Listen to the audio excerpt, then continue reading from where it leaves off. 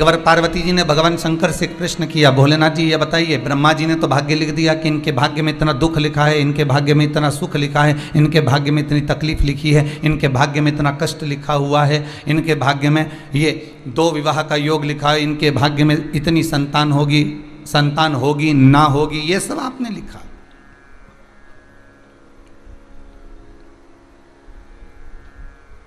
पर कभी कभी ऐसा भी होता है कि डॉक्टरों ने कह दिया इसके संतान नहीं होगी, डॉक्टर ने कह दिया, आपने जगह जगह जाकर चेक भी कराया, जांच भी कराई और बाद में बहुत प्रयास भी किया गया, सारे बाबा जोगी के पास भी होकर आ गए, ना जाने कहाँ कहाँ होकर आ गए, उसके बाद भी अगर संतान नहीं हुई।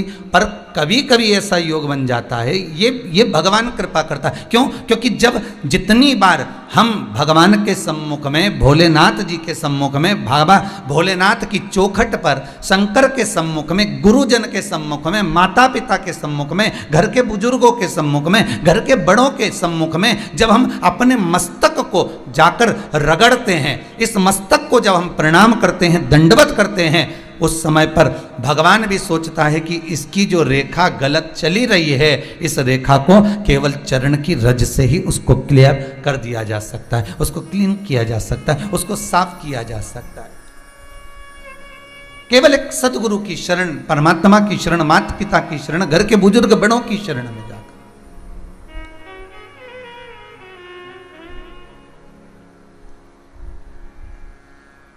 कर्म में जो लिखा है वो तो भोगना है। कितना सुंदर बात है महाराज। एक प्रकत्य ऋषि थे जिनका नाम था प्रकत्य, और प्रकत्य ऋषि एकांत में जाकर, वन में जाकर तपस्या कर रहे थे। बहुत आपको कल भी कथा में कहा था, जब कोई संत, साधु, सन्यासी, तपस्वी, साधक, उपासक एकांत में जाकर अगर तप कर रहा है तो उसके तप करने का सबसे बड़ा कारण है कि वो भगवान को पाना चाहता है, वो विषय आदि वस्तुओं में नहीं डूबना चाहता।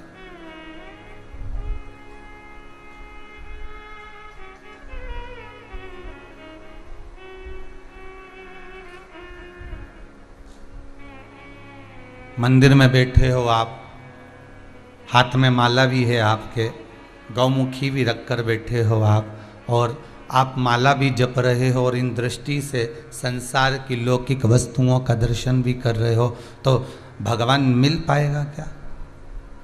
प्राप्त होगा नहीं। फिर किसी ने कहा एक काम करो कि नेत्र बंद कर लिए जाए।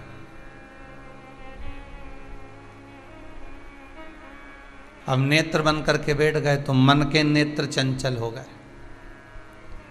अब नेत्र अगर बंद कर भी लो तो नेत्र मन के चंचल हो जाते, और मन के नेत्र जब चंचल हुए तो मन के नेत्रों ने विचार करा, रोज तो आती थी कमला भाई, आज आई होगी कि नहीं आई होगी, मैं तो नेत्र बंद कर रहा हूं क्योंकि गुरुजी बोले हैं। अब मन का नेत्र चालू है, मन का नेत्र चालू है, मन का नेत्र बंद नहीं हुआ है।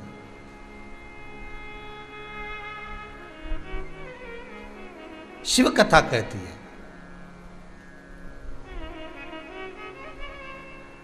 कोई एक व्यक्ति ने प्रश्न किया है, इन पत्र में भी शायद हो सकता है।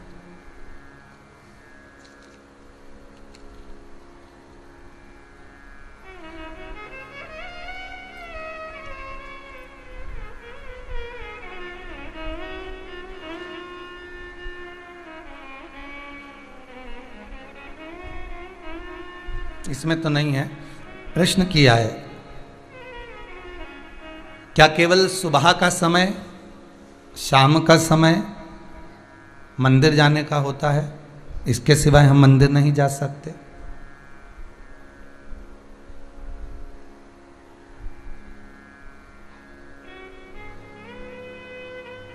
तो एक निवेदन आप सबसे कहूंगा, पहले तो मंदिर बताओ कि किस मंदिर में जाने की बात कर रहे हो।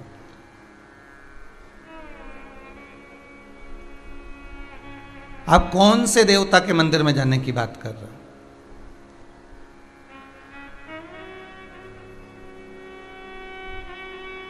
आप अगर राजा राम जी के मंदिर में जाने की बात कर रहे हो तो समय पर सुबह जाओ, शाम को जाओ, ठीक है। आप अगर भगवान कृष्ण के मंदिर में जाने की बात कर रहे हो तो सुबह जाओ, शाम को जाओ, जो समय लिखा है उस समय पहुंचो। आप दत्त भगवान के मंदिर में जाने की बात कर रहे हो तो सुबह जाओ, शाम को जाओ। आप गणेश जी के मंदिर में जाने की बात कर रहे हो तो सुबह जाओ, शाम को जाओ, मना नहीं। आप जितने भी देवता हैं, बहुत ध्यान से सुनिएगा, आस्था चैनल के जितने श्रोता भाई बहन कथा सुन रहे हैं, बहुत ध्यान से सुनिएगा महाराज, बहुत अच्छी कथा, बहुत सुंदर प्रश्न है कि मंदिर क्या हम सवेरे और शाम को ही जा सकते हैं? तो आपसे निवेदन है, जिस बेटे ने ये प्रश्न करा है, आजकल के जो नवयुवक बच्चे हैं बहुत अच्छे प्रश्न करते हैं, ऐसा नहीं है, अगर सही उनको जवाब मिलना भी चाहिए। आप अगर गणेश जी के मंदिर जा रहे हो, राम जी के मंदिर जा रहे हो, आप कृष्ण के मंदिर जा रहे हो, आप दत्त भगवान के मंदिर जा रहे हो, आप किसी अन्य देवता के मंदिर जा रहे हो तो सुबह और शाम जाइए।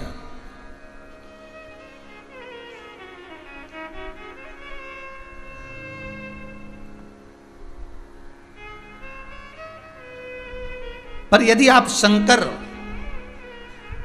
और जगतजननी जगदम्बा के मंदिर में, दुर्गा के मंदिर में, भवानी के मंदिर में अगर जा रहे हो तो कोई समय नहीं है। क्यों? क्योंकि माँ और बाप के रूम में बेटा कभी भी जा सकता है। माता और पिता तो बाहें पसारे खड़े हैं।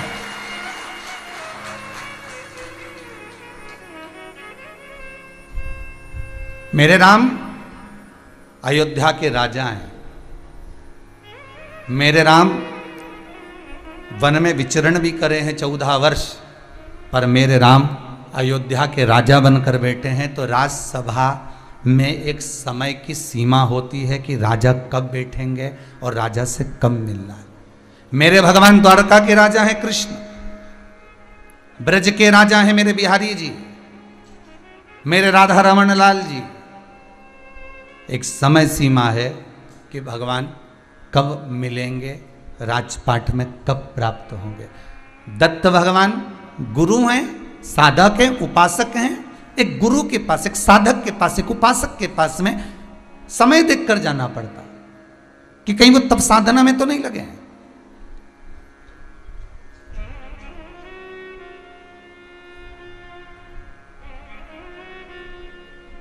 गणेश जी महाराज बुद्धि के देवता हैं।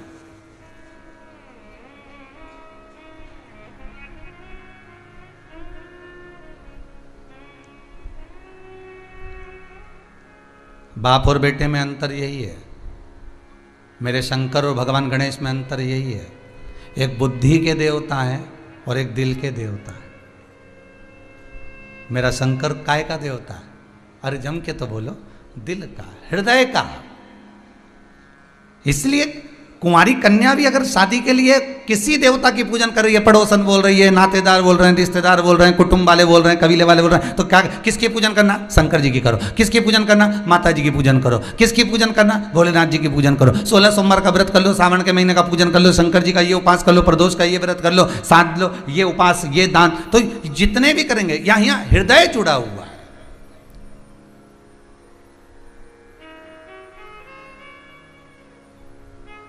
जो बहुत ज्यादा बुद्धि लगाता हो ना, जरा उससे कम मिलने का प्रयास करना। जो हर चीज में बुद्धि लगा है, यहां काय को आए। अब ये जो इतना बढ़िया रोड बन गया तो ये खड्डा महाराज ने क्यों करवाया?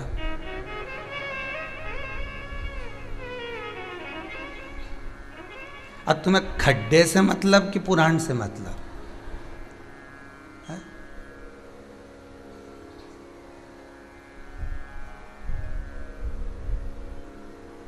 हर चीज में जो बुद्धि लगा है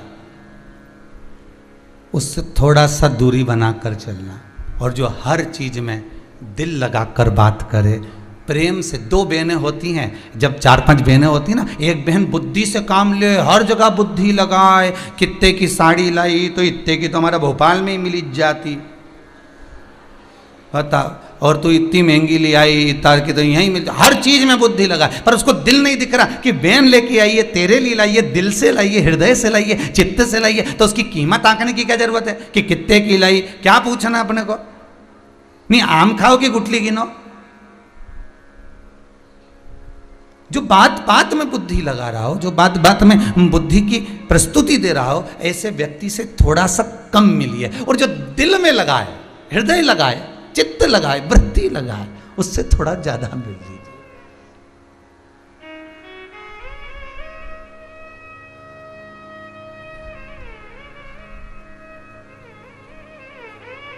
ना कुछ घट गया होता, ना कुछ लुट गया होता, जो तुमने क्रोध में कहा, यदि वही प्रेम से कहा होता। बस केवल अगर प्रेम से कहा है, दिल से कहा है, हृदय से कहा है, मन से कहा गया है, तो वो कार्य तुरंत हो जाएगा, तुरंत। एक किसी जाओ कहीं स्टेशन पर जाना, रिजर्वेशन कराने, या बिजली का बिल जमा करने जाना, या कहीं ऐसी जगह जाओ किसी ऑफिस में, और वहां जाकर जरा अच्छा जम के बोलना, है जरा ये कर दे मेरा, अच्छा चिल्ला के बोलना, वो करेगा? लाइन लगाओ, चलो लाइन लगाओ, उधर से जाइए, उधर से जाओ, जल्दी निकलो इधर से, चलो उधर से जाओ, लाइन लगा जाओ। और अगर वही बात अपने प्रेम से कही होती, काका जी कैसे हो, अब काका जी भी बाल खुजारिया है, कभी पहचानता तो था ही नहीं, काका कैसे लग गया?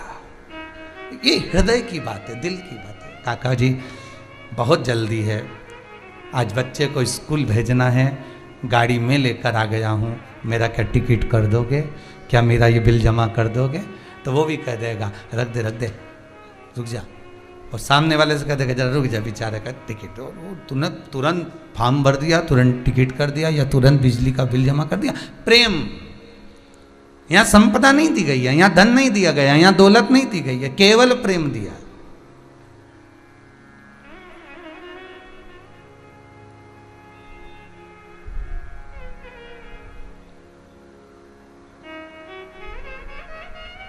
मेरा शिव अगर कुछ देता है तो केवल दिल देता है। ब्रह्मा जी तो खुद परेशान इनसे खूब। कोई शंकर जी के मंदिर में आया हो, नरसिंह मेहता रोता रोता आया तो नरसिंह मेहता का भला कर दिया, नामदेव जी आए तो उनका भला कर दिया, तुकाराम जी आए तो उनका, रामकृष्ण परमहंस जी आए तो उनका। जो शंकर जी के पास पहुंच गया, नैनों में नीर भरकर शिव के पास जाकर जो कहा गया, शंकर के पास जाकर अनुमोदन किया गया, बस उसने, मेरे शिव ने देख लिया कि ये दिल से करा, ये हृदय से करा, इस चित्त वृत्ति लगाकर इस मन से मेरे को पुकार रहा है, तो शंकर ने देरी नहीं करी। भगवान देरी नहीं करे, ये मेरे को पुकारा, हृदय से पुकारा।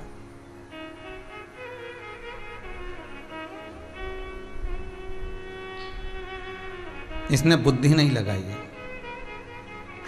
इसने विवेक नहीं लगाया, और इसने जो लगाया बस केवल हृदय लगाया, हृदय लगाया।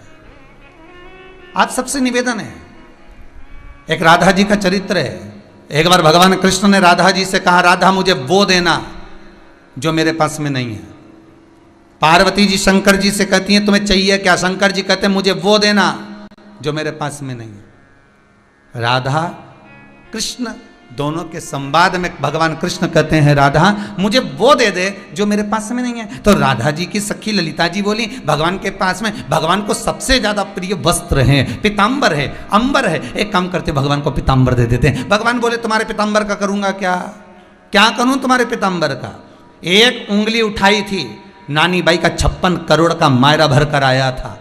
दूसरी उंगली उठाई तो द्रौपदी को 9,999 साड़ी दिया आया था। मेरी तो खुद फैक्ट्रियां चल रही, तुम्हारी साड़ी का करूंगा क्या, तुम्हारे वस्त्र का करूंगा क्या, मुझे पीताम्बर चाहिए नहीं। फिर किसी ने कहा भगवान को रतन बड़े प्रिय हैं, सोना चांदी बड़ा प्रिय है, तो भगवान को रतन दे देना चाहिए। भगवान ने कहा तुम्हारे रतन का करूंगा क्या?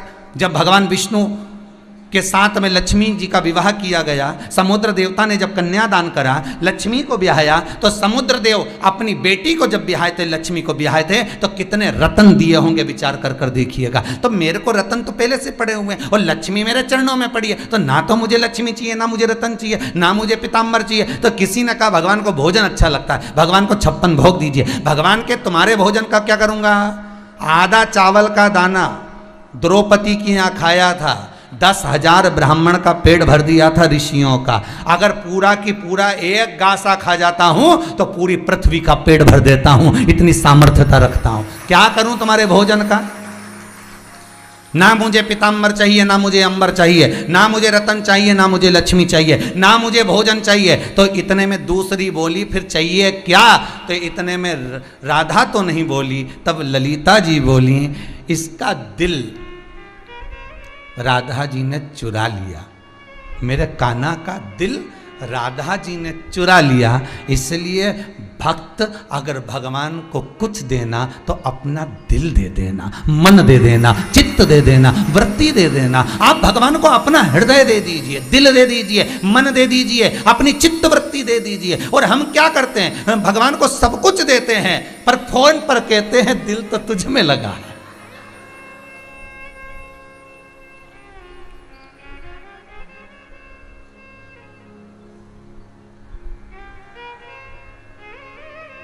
जिसको देना था उसको नहीं दे पाए।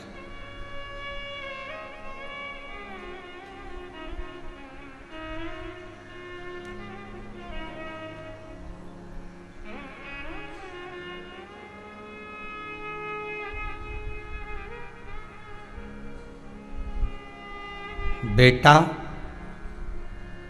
और बेटी दोनों में बहुत अंतर है। इतना अंतर है बेटा और बेटी में, इतना अंतर है कि दुनिया का कोई अच्छा कथाकार भी इस अंतर को समझा नहीं सकता। एक अंतर तुम देख लो कि बेटी शादी होने के बाद मम्मी से इतनी बात करे, और छोरा शादी होने के बाद घर चले जाता है तो वो अपनी माँ को फोन लगाकर क्यों नहीं कहता, मम्मी आज मैंने यहाँ का काम कर लिया है पर तेरी बहुत याद आ रही है, बहुत याद।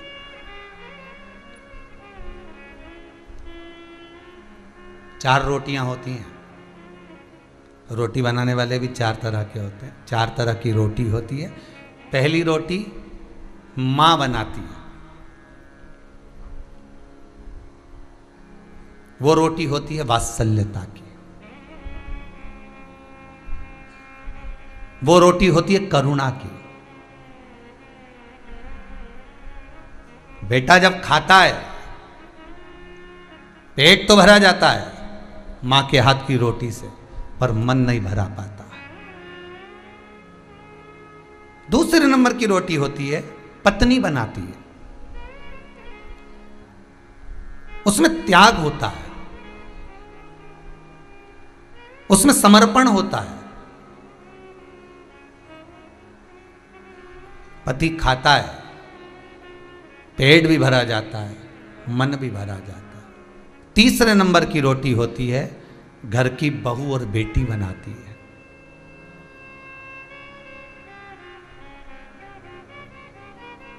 उसमें स्नेह जुड़ा होता है, उसमें स्नेह जुड़ा है।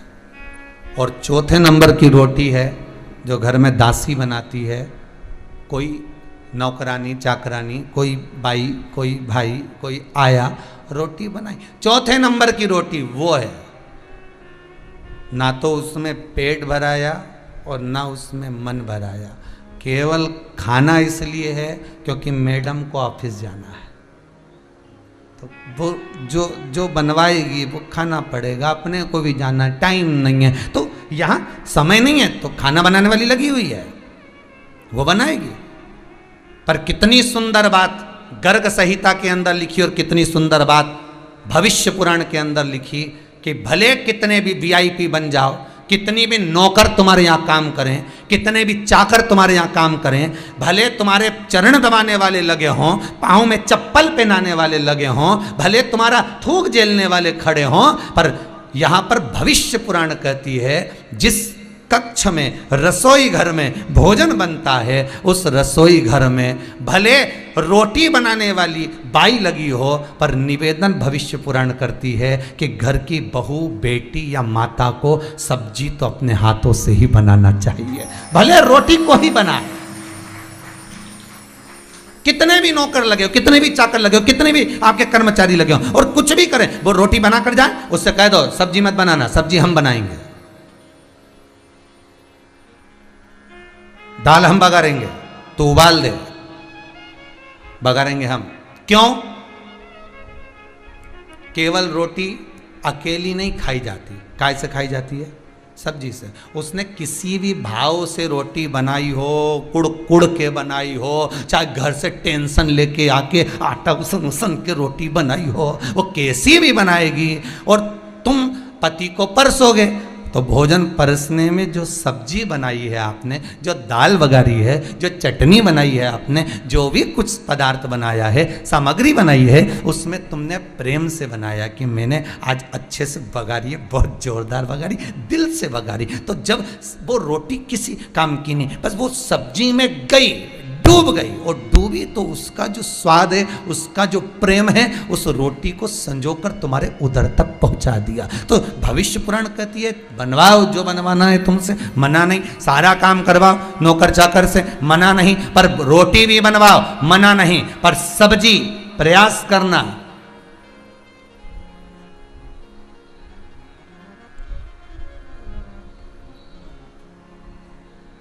सब्जी स्वयं स्वयं बनाई। किसी भी देवता के यहां जाइए, समय देखकर जाओ, मना नहीं है। वहां लिखा रहता है सुबह 9 बजे से 12 बजे तक खुला रहेगा, 4 बजे से इतनी बजे तक खुला रहेगा। पर शंकर के मंदिर में कोई समय नहीं होता, माँ जननी जगदम्बा के मंदिर में कोई समय नहीं होता, माता वैष्णो देवी के मंदिर चले जाओ, बिजासन के मंदिर चले जाओ, सलकनपुर चले जाओ, मैहर चले जाओ, तुम जितने माता, देवास वाली माता के मंदिर चले जाओ, तुम जितनी चामुंडा के माता के मंदिर, कलकत्ता वाली माता के मंदिर, जितनी देवी के मंदिर जाओगे, जितने सिद्धपीठ जाओगे, सारी सिद्धपीठ में समय की कोई परिभाषा नहीं होती। माँ के दरबार में समय की सीमा नहीं होती। क्यों? क्योंकि माँ अपने बेटे से कभी भी मिल सकती है और बेटा अपनी मां को कभी भी पुकार सकता है, उसके समय की कोई सीमा नहीं है। आधी रात को भी बेटा रो रहा है, आधी रात को भी बच्चा रो रहा है, तो मां को उठना पड़ेगा, मां को उठना पड़ेगा। पहले एक भजन चलता था नवरात्रि में, हमने भी सुना था, आपने भी सुना होगा, बेटा जो बुलाए मां को आना चाहिए।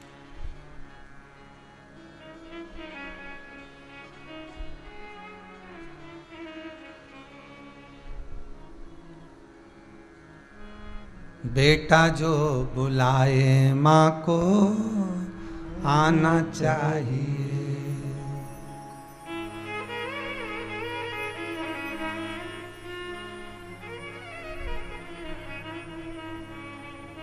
एक भाव कहा है किसी ने, चित्त जुड़ा है वह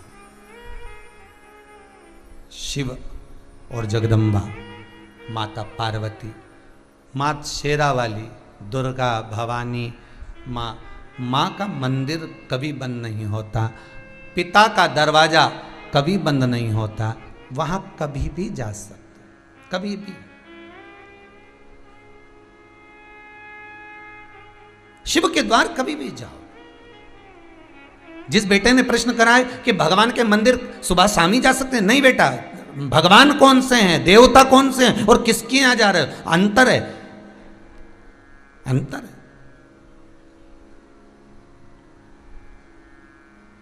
तीन मित्र आपस में झगड़ा कर लिए जंगल में जाके, एक राम जी को भजता था, एक कृष्ण जी को भजता था, एक शंकर जी को भजता था।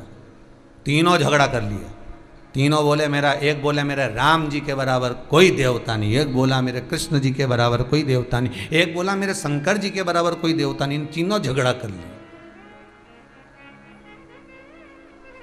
तो तीनों में विचार करा, चल तू राम जी के बुला, तू कृष्ण जी के बुला, मैं शंकर जी के बुलाऊं। सबसे पहले कौन आए आज ही देख ले, बस जो पहले आएगा समझ लो बस वही देव, ठीक है।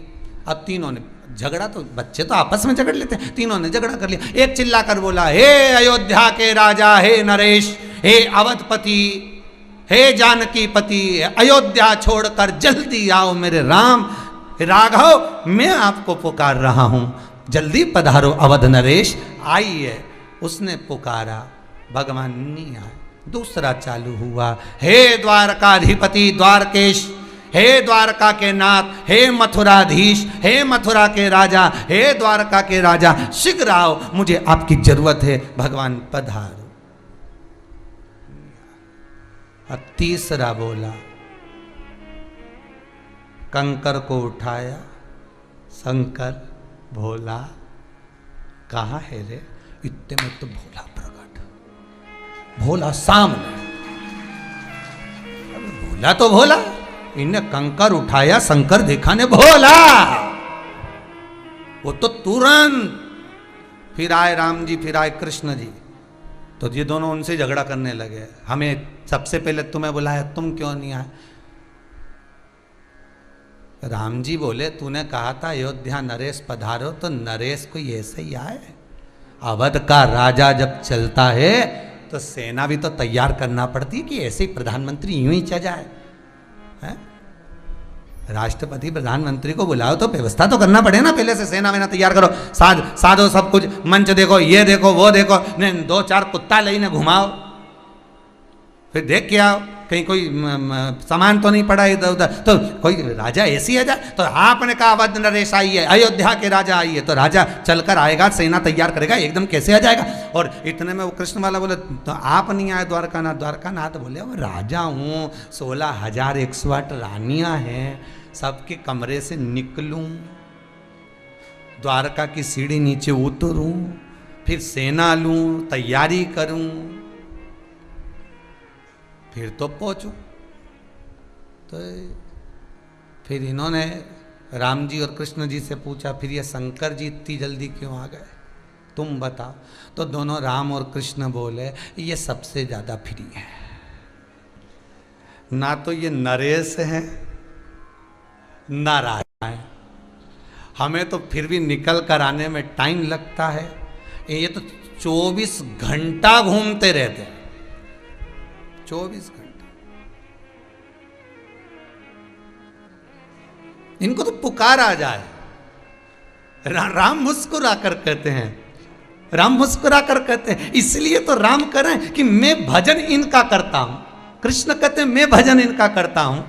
तो शंकर जी से पूछा, फिर ये किसका भजन करते हैं? तो शंकर जी बोले, मैं इन दोनों का करता हूं, मैं राम और कृष्ण का करता हूं।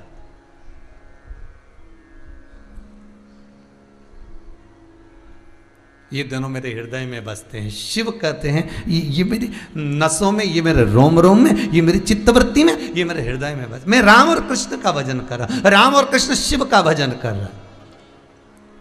पुकारा जाए दिल से, हृदय से, चित्त। आपको फिर कहूंगा, जैसे प्रकट ऋषि एकांत में बैठकर तब साधना कर रहे हैं, इसलिए आपसे बार बार कहते हैं, बार बार इस व्यासपीठ से कहते हैं, जो मंदिर एकांत में है, जहां कोई नहीं जाता हो, उस मंदिर में जाकर एकांत में बैठकर एक बार भगवान से दिल की बात जरूर करना, हृदय की बात जरूर करना, उससे कहना जरूर, बाबा से एक बार निवेदन जरूर करना।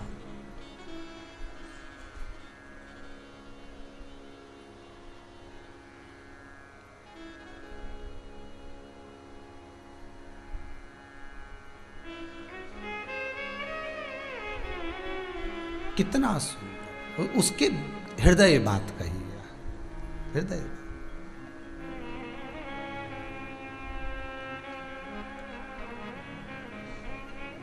प्रकट ऋषि तब करने बैठे थे, वहीं पर एक डाकू आ गया जिसका नाम था अस्तिमाल।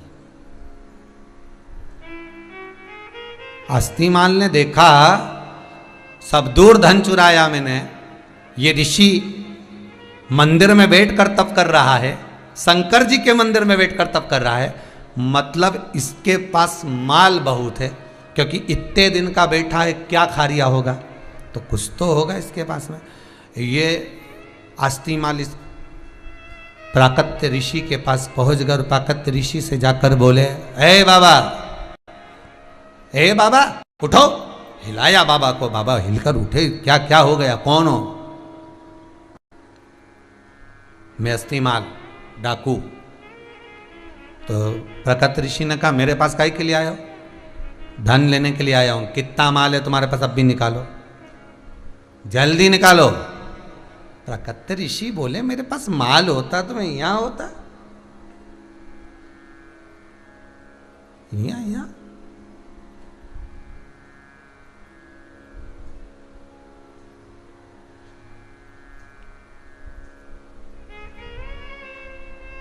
मैं यहां आता क्या?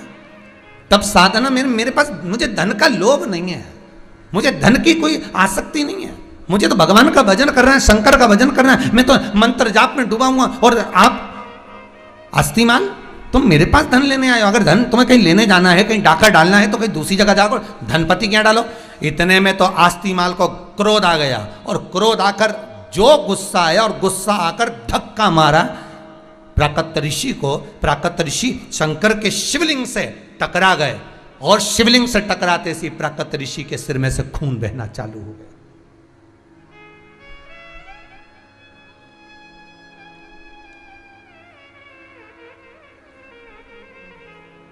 प्राकत ऋषि के सिर में से खून बहा।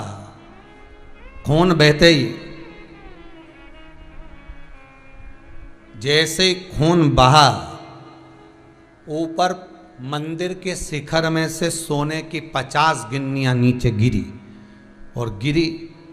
आस्तिमाल ने सोचा, बता बुढ़ा कितना झूठ बोल रहा है, धन कहां से आया, यह कहां से आया। प्राकत्य ऋषि ने शंकर भगवान के शिवलिंग को पकड़कर कहा, भोलेनाथ यह क्या लीला रच रहे हो, मेरे सिर से खून बह रहा है, आप धन जड़ा रहे हो, आस्तिमाल को धन मिल रहा है, ये क्या लीला है, ये लीला है क्या।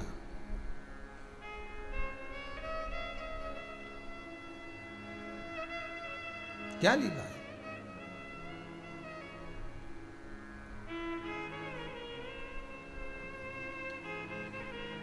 इतनी चोट मुझे पहुंचा दी आपने शंकर।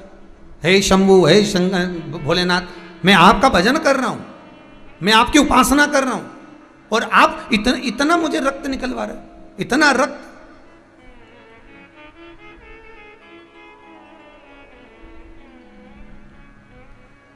आस्तिमाल ने कहा, बाकी की मुद्राएं और कहां है, जल्दी निकाल, नहीं तो मैं तुझे काट दूंगा, जल्दी बोल। भगवान शिव प्रकट हो गए शिवलिंग में से।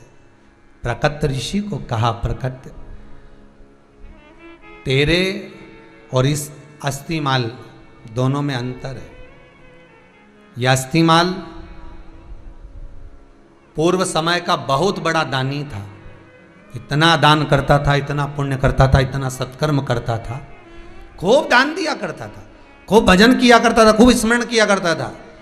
इसके भाग्य में मनुष्य देह धारण करने के बाद इसको राजा का सिंहासन मिलना था, पर यह पृथ्वी पर आकर चोरी कर कर डाकू का पद पा गया और थोड़ा थोड़ा चोरी करने लगा। तो आज इसको केवल इतनी ही सोने की मोहरें भाग्य में मिल पाई। और सुनो प्राकत ऋषि, तुम पूर्व समय में एक मछुआरे थे, मछली पकड़ते थे, और मछली पकड़कर एकाग्रित करते, वो मछलियां तड़पती मरती, उसके मरने का पाप तुम पर चढ़ा हुआ था।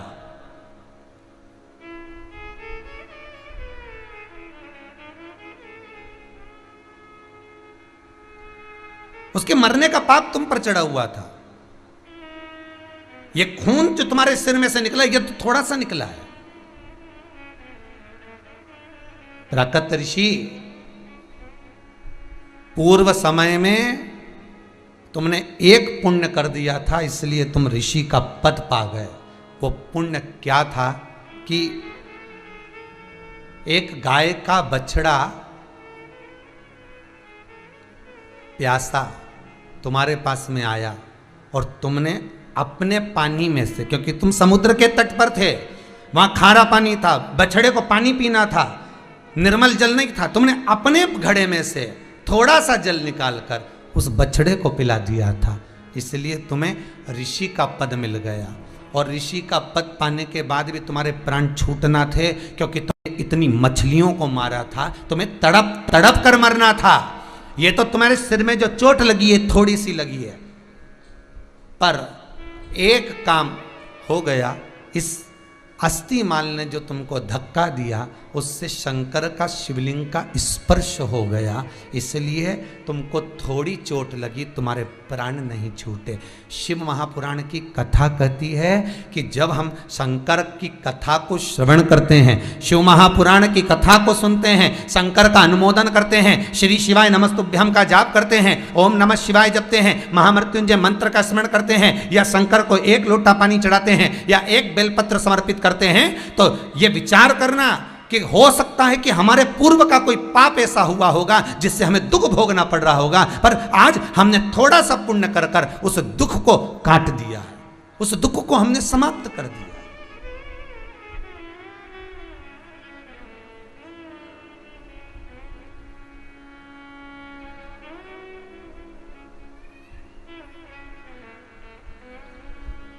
उस दुख को हमने समाप्त कर दिया। महाराज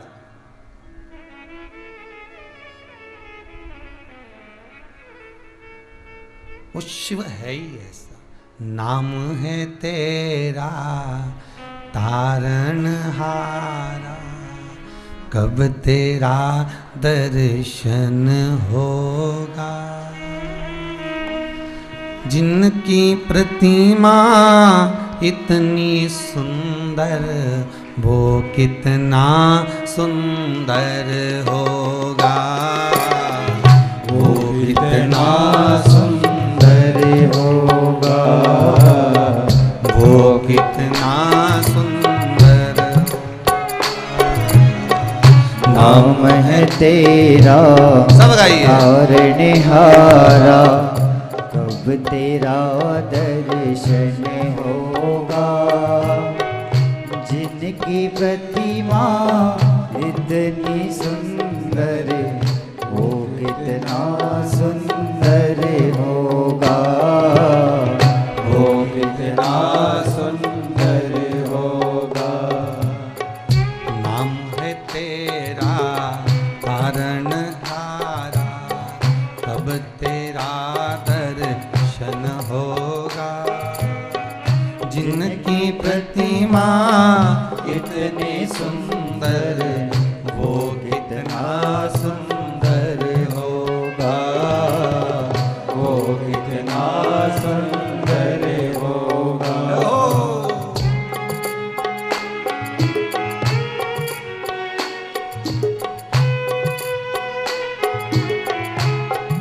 शंभो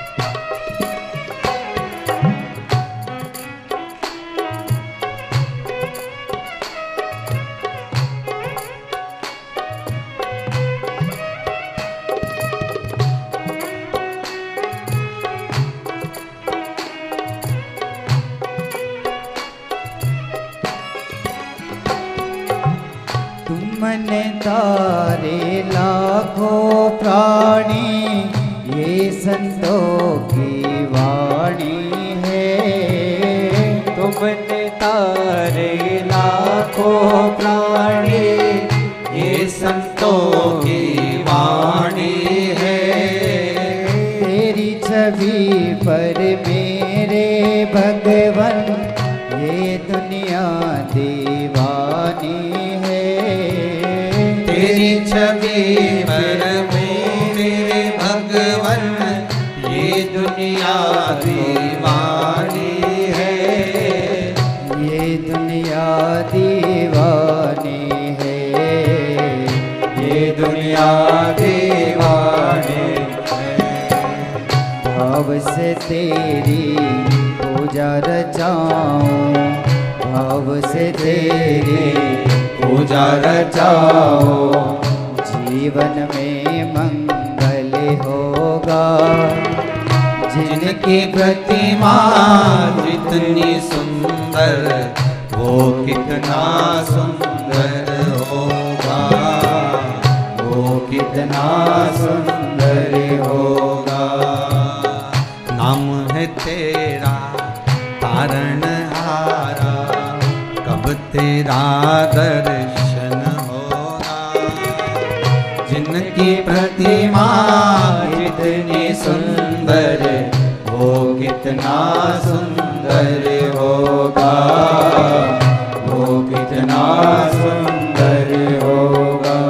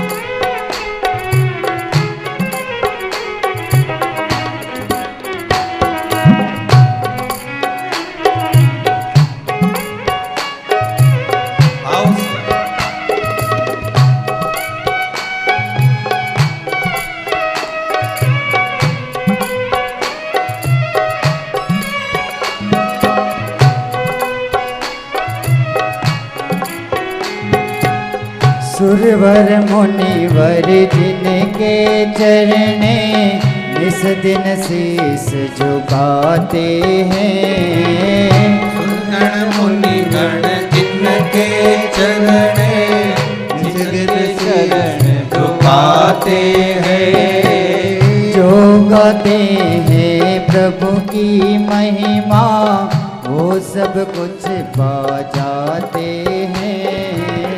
जो गाते हैं प्रभु की महिमा, वो सब कुछ पा जाते हैं। वो सब कुछ पा जाते हैं। वो सब कुछ पा जाते हैं। अपने कष्ट मिटाने को तेरे चरणों का वंदन होगा। जिनकी प्रतिमा जितनी सुंदर, वो कितना सुंदर होगा, वो कितना सुंदर होगा। नाम है तेरा तारणहारा, कब तेरा दर्शन होगा। जिनकी प्रतिमा इतनी सुंदर, वो कितना सुंदर होगा, वो कितना सुंदर होगा, वो कितना सुंदर होगा। शिव भक्ति का भाव ही यही कहता है। आप शंकर का अनुमोदन कर रहे हैं। शिव का मात्र स्पर्श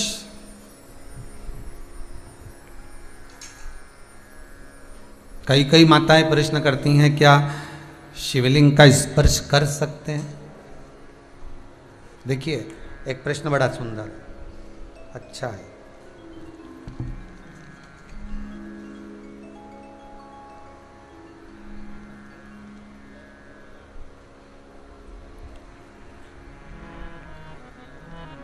गुरुजी आपने कहा था यदि घर में कोई पशुपति व्रत करे तो काली तिल शिव जी को नहीं चढ़ाना चाहिए। तो हम जो 6 अगस्त को पूजन करेंगे तो उसमें काली तिल चढ़ाएंगे, तो फिर चढ़ाएं कि नहीं चढ़ाएं? तो पहले तो ये बताओ 6 अगस्त को सोमवार है क्या?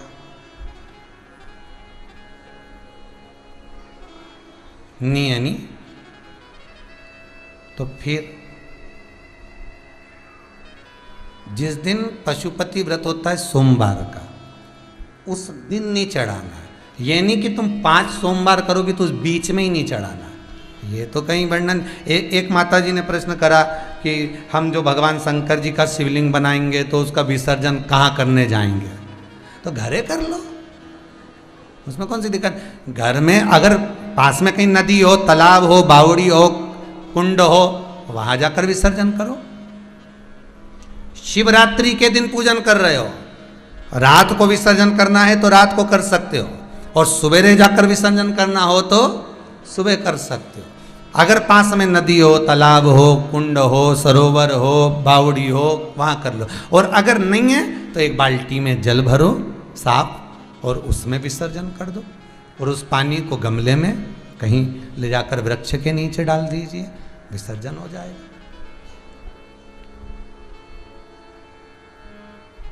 पर करो पूजन शिव की, बहुत जरूरी। स्पर्श मात्र शंकर का, मात्र स्पर्श शिव का। अब एक प्रश्न और खड़ा हो जाता है, महाराज जी शिवलिंग कितना बड़ा बना है?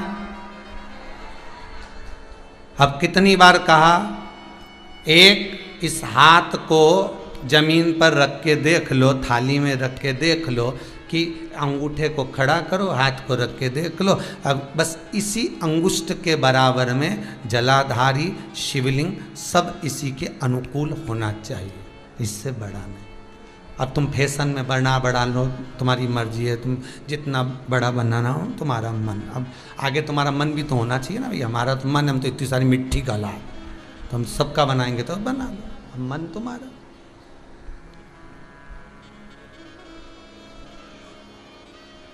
अब इतना बड़ा गणेश जी बिठाया तो लड्डू भी तो 2 किलो खिलाओ, सही है कि गलत है? बोलो तो जरा ईमानदारी से है। अब घर में इतने सारे देवता बैठे, शंकर जी, राम जी, हनुमान जी, गणेश जी, कुल देवी, कुल देवता, पितर जी, तो संतोषी माता, तो ये माता, तो वो पिता, ढेर सारे भगवान मंदिर के अंदर। मंदिर इतना सा, देवता इतने, सब खसक खसक के बैठे हैं। एक भी देवता को ड्रेस पहना दो तो दूसरे पे जाके टिक जाए। अब इतने देवता, अब इतने सारे देवता को अब भोजन कितना खिलाया तुमने? ईमानदारी से बोलना। शंकर जी, हनुमान जी, पार्वती जी, गणेश जी, दाई सूंड का गणेश, बाई सूंड का गणेश, फिर लक्ष्मी जी, फिर इसके बाद में लड्डू गोपाल जी, फिर ठाकुर जी, फिर राधा जी, फिर कृष्ण जी, फिर संतोषी माता, फिर घूमने गई थी तो बद्रीनाथ जी से बद्रीनाथ जी लाई थी, रामेश्वर गई थी तो वहाँ से रामेश्वर जी लाई थी, फिर जगन्नाथ जी गई तो वहाँ से जगन्नाथ जी लाई, फिर द्वारका गई वहाँ से द्वारका जी लाई, फिर सीहोर आई तो उज्जैन चली गई, वहां से महाकाल जी लाई। अब इतना सारा देवता और इतनी सी शक्कर, इतनी सी शक्कर, और इतनी समझदार बन के बढ़िया पल्लू वल्लू डाल के इतनी सी शक्कर लेके आई है और भगवान के सामने रख के, जय जगदीश। अब गणेश जी भगवान शंकर से बोले हम खाएंगे, हनुमान जी बोले हम खाएं, राम जी के हम खाएं। सब देवता आपस में झगड़ा करे तो अब देवताओं ने भी सोच लिया इसने अपने को खाने के चक्कर में किचकिच कराई, अब जे किचन में जाए तो अपन भी किचकिच करा। तो ये किचन में पहुंची और सास के साथ जो किचकिच चालू है, तो सास भी सोचे हमारी तो ना जाने क्या है ऐसा हमारे घर में, समझ में नहीं आए गुरुजी, हम तो कितनी जगह पूछे समझ में नहीं आए कि जरा सी बात के पीछे सब बात बिगड़े तो सब झगड़ा हो जाए। तो उनसे कह दो शक्कर कम है, थोड़ा आइटम तो बड़ा। देवता इतने शक्कर इतनी से कितनी खाए से कितनी। हमारे यहाँ सब कुछ है गुरु जी, पर शांति नहीं तो शांति हो कहाँ से? भगवान को तुम लोग बेवकूफ बनाओ। अगर रखो, साधो, पूजन करो, साध्य बनाओ, भगवान की आराधना कर रहे हो, दिल से कर रहे हो, तो फिर भगवान के साथ कपट क्यों कर रहे हो?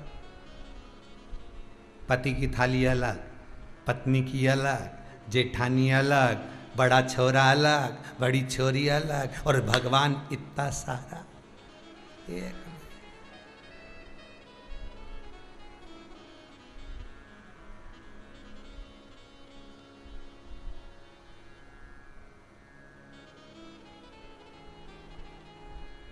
हमारी जो दादी जी रहीं, गोलोकवासी लीलाबाई जी मिश्रा, श्रीमती लीलाबाई जी मिश्रा दादी जी थी। उनका एक नियम था, जितने हमारे घर में भगवान थे नहीं, सारे भगवान के भोग भी अलग रखती थी और दिया भी अलग लगाती थी। एक भगवान इतनी शक्कर लेके बैठती थी, इतनी जितनी आपको दिखाई, पर प्लेट इतनी बड़ी बड़ी 2-3 प्लेट रखती थी, सब में रख देती है, गणेश जी तुम्हारा, शंकर जी तुम्हारा, हनुमान जी तुम्हारा, राम जी तुम्हारा। और इतनी देर में वो 4 जनी जी में, इतनी देर में ये एक बत्ती लगाए, उतार के वापस धर दे, दूसरी बत्ती लगा के रख दे, तीसरी बत्ती लगा दे, चौथी बत्ती लगा, फिर रख दे, फिर 4 देवताओं की प्लेट की शक्कर कटोरी में डाल ले, फिर दूसरे 4 देवता को धो के, मैं थाली में तो जल तो रहे स्नान का, मैं धोती जाए, मैं फिर भोग लगा दे, फिर बाकी का देवताओं के सबके भोग लगा के, सबके दिया लगा के, तब पूजन कंप्लीट करके फिर उठती मन में। तो हमको तो लगता है कि आज हमको अगर कुछ भगवान कृपा कर रहा है तो ये वही अलग अलग दिया और बत्ती का असर होगा, इसलिए भगवान कहीं कृपा कर रहा होगा, कहीं पूर्वजों का किया हुआ पुण्य सामने जरूर आता है। बेटे का किया गया पाप पूर्वजों को भुगतना जरूर पड़ता है। ध्यान दीजिएगा दोनों बातों को। पूर्वजों में जो पुण्य कर गए हैं, दादा दादी आपके जितने बुजुर्ग पुण्य कर गए, कोई शंकर को 1 लोटा पानी चढ़ाए, कोई अनुष्ठान करे, कोई दान करा, कोई पुण्य करा, कोई सत्कर्म करा, उसका भाग तुम्हें जरूर मिलेगा, अवश्य। और आप जितने लोग शिव महापुराण की कथा को भले फेसबुक पर सुन रहे हो, यूट्यूब पर सुन रहे हो, 40-40, 38-38 हजार लोग मोबाइल ले लेकर बैठे हुए हैं। मैं धन्यवाद देता हूं आपको, आपकी भक्ति को, जो आप श्रवण कर रहे हैं। आपकी कथा को सुनने का जो भाव है, आपकी कथा सुनने की जो लगन है, आपकी कथा सुनने की जो रुचि है, ये रुचि केवल तुम्हारे तक नहीं रहेगी, तुम्हारी 71 पीढ़ी को तार देगी। ये रुचि वो नहीं है अकेली केवल, कि अकेली केवल वही रुचि है कि आपने कथा, नहीं नहीं नहीं, कथा आप सुन रहे हो, पर आपकी रोमावली में, आपके इस रक्त के अंदर जो आपके पूर्वजों का रक्त बह रहा है, उन पूर्वजों को वो तार रहा है।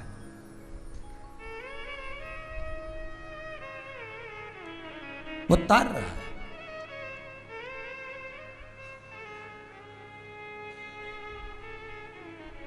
वो कहीं ना कहीं प्राप्त हो जाता है,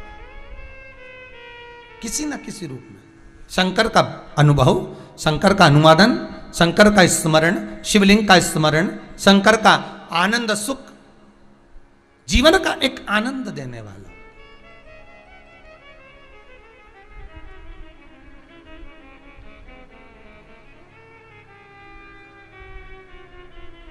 एक बार गोलोक धाम में भगवान कृष्ण राधा दोनों विराजमान थे।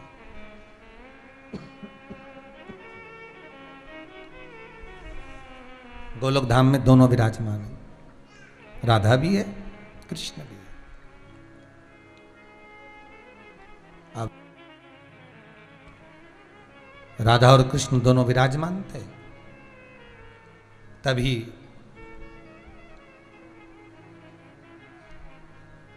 अच्छा, आप लोगों को कभी कभी ऐसा महसूस होता हो कि राधा कृष्ण का तो ये द्वापर में अवतार हुआ, यही राधा कृष्ण। केवल द्वापर में राधा कृष्ण नहीं, राम जी केवल त्रेता में नहीं आए, ऐसे ना जाने कितने त्रेता निकल गए और कितनी बार मेरे राम आ गए, ना जाने कितनी बार सतयुग निकल गया, ना जाने कितनी बार द्वारका ये द्वापर निकल गया, ना जाने कितनी बार कलयुग निकल गया, और अपने जैसे ना जाने कितनी बार आ चुके। कई बार सतयुग आया है, कई बार द्वापर आया है, कई बार त्रेता आया है, कई बार कलयुग आया। ये पृथ्वी कई बार नष्ट हो गई, पानी में डूब गई, चारों तरफ हाहाकार मच गया, सब दूर त्राही त्राही मच गई।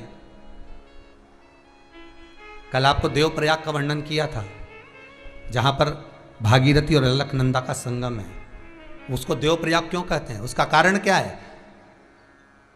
स्कंद पुराण में कहा गया, जब बारंबार सृष्टि जब पूर्ण तरह से जल में मग्न हो जाती है, संपूर्ण पृथ्वी जब नष्ट हो जाती है, तो देवता भी सोचते हैं, विचारते हैं कि हमें कहां जाकर रहना है।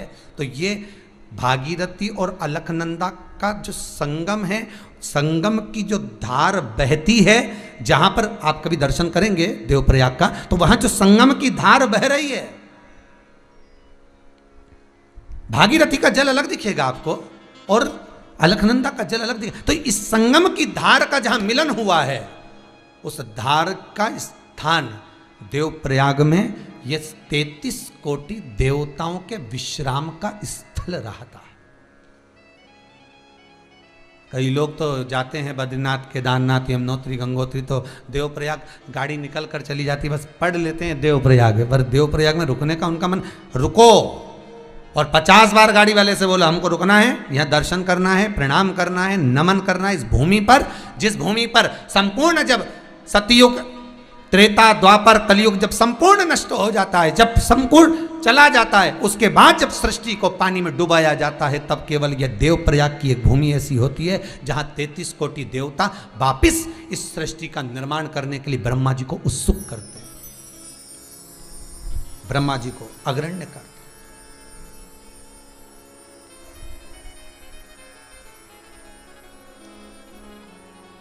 ये देवप्रयाग की भूमि।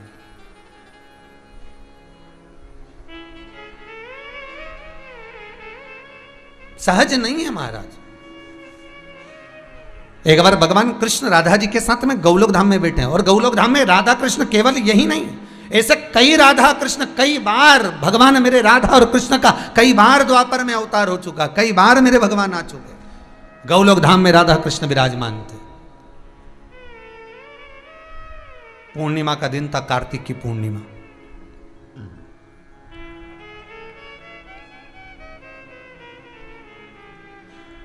सुंदर राधा उत्सव चल रहा था, खूब सुंदर उत्सव चल रहा है। कार्तिक की पूर्णिमा है, और जब उत्सव चल रहा है, वहां पर सारे देवताओं को आमंत्रित करा गया। 33 कोटि देवता आकर विराजमान हुए। 33 कोटि देवता जब आकर विराजमान होते हैं, 33 कोटि देवता जब वहाँ आ जाते हैं, सिंहासनों पर जाकर बैठ जाते हैं, विराजमान हो जाते हैं, तब माता सरस्वती से कहा जाता है कि आप अपने स्वर को लगाइए और कुछ मनोरंजन का आनंद कराइए, आप गायन करिए।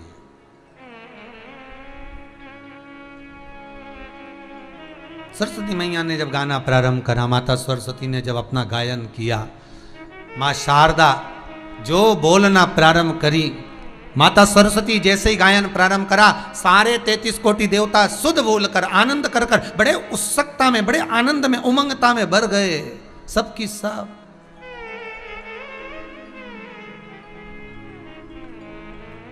सब भर गए। और जब सब आनंद में भर गए, सरस्वती मैया ने जब गायन बंद करा, सरस्वती मैया ने जब भजन गाना, गायन करना, बीना बजाना जब बंद किया, तो बंद करते ही सारे देवताओं ने सरस्वती मैया को कुछ न कुछ दिया। भगवान शंकर ने भी कुछ दिया, रतन आदि प्रदान करे, कोई किसी ने कुछ दिया, सारों ने दिया। सरस्वती मैया बड़ी खुश, बड़ी आनंद में, आज मेरा कितना सम्मान हुआ, कितना सम्मान हुआ है।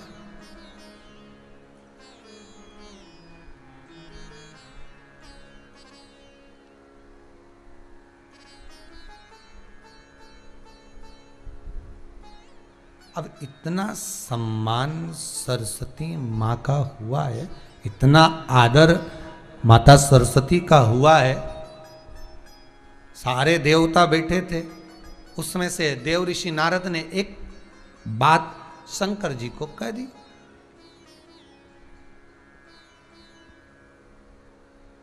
ये गंगा अवतरण की कथा है, गंगा शिव महापुराण चल रही है। गंगा का जल कैसे बना, ये वो कथा है। शायद आपने कभी सुनी कि नहीं सुनी पता नहीं, पर देवी भागवत का ये पावन चरित्र, शिव महापुराण का, लिंग पुराण का, स्कंद पुराण का ये पावन चरित्र जो आप श्रवण कर रहे हैं, इस जीवन को उतारने वाला कि गंगा का जल बना कैसे था। अपन ने तो कह दिया कि ब्रह्मा जी के कमंडल से गंगा निकली, अपन ने तो कह दिया कि भगवान विष्णु के चरणारविंद से गंगा निकली, विष्णुपदी कहलाई, ब्रह्मा जी के कमंडल में गई, शंकर जी के मस्तक पर गई, वहां से निकलकर सीधे गौमुख पर आई, गौमुख से सीधे निकलकर गंगोत्री में आई, गंगोत्री से निकलकर देवप्रयाग में आई, देवप्रयाग से निकलकर ऋषिकेश पहुंची, ऋषिकेश से निकलकर हरिद्वार पहुंची, हरिद्वार से निकलकर बहती बहती प्रयागराज पहुंची, प्रयागराज से काशी पहुंच गई, काशी से कलकत्ता पहुंच गई, गंगा सागर पहुंच गई। हमने तो कह दिया कि ये गंगा का जल, पर गंगा का जल बना कैसे, क्यों इसको आनंदित करते हैं, क्यों इसमें वो बल होता है कि अच्छे अच्छे रोग को मिटा देता है, अच्छे अच्छे रोग को मिटाने की इसमें सामर्थ्यता है, गंगा के जल में है। जब विदेशी जब भारत पर इन अंग्रेजों का जो भाव था, रह रहे थे, आक्रमण कर रखा था, ये अंग्रेज जब अपने देश जाते थे तो कोई दूसरा जल भरकर नहीं ले जाते थे। 15-15, 20-20 दिन का सफर करना रहता था तो गंगा का जल भरकर ले जाते थे। कोई पूछते थे कि गंगा का जल क्यों ले जा रहे हो, तो कहा ये 20 दिन तक भी खराब नहीं हो, 1 महीने तक भी खराब नहीं हो। और वहां से जब जल लेकर आते थे अपने देश से तो वो 2 दिन में कीड़े पड़ जाते थे, सड़ जाता था, बॉटल में बदबू आने लगती थी, गंध आने लगती थी। जैसे गीले कपड़े नहीं होते, उस गीले कपड़े में कैसी बदबू आती है, वैसा ही पानी में गंध आने लगती थी। किसी भी नदी का जल भर कर रखोगे उसमें कीड़ा पड़ सकता है, वो काला पड़ सकता है, पर गंगा जल में वो तत्व छुपा हुआ है, गंगा जल में वो आनंद छुपा हुआ है कि गंगा का जल कितने भी समय भर कर रखना, कितने भी समय तक रख लेना, सालों साल तक रखना, पर जब निकलेगा तब गंगा का जल निर्मल निकलेगा, ना कीड़ा होगा ना उसमें कुछ मिलने वाला, बस वो निर्मलता ही देगा, सुखता ही देगा।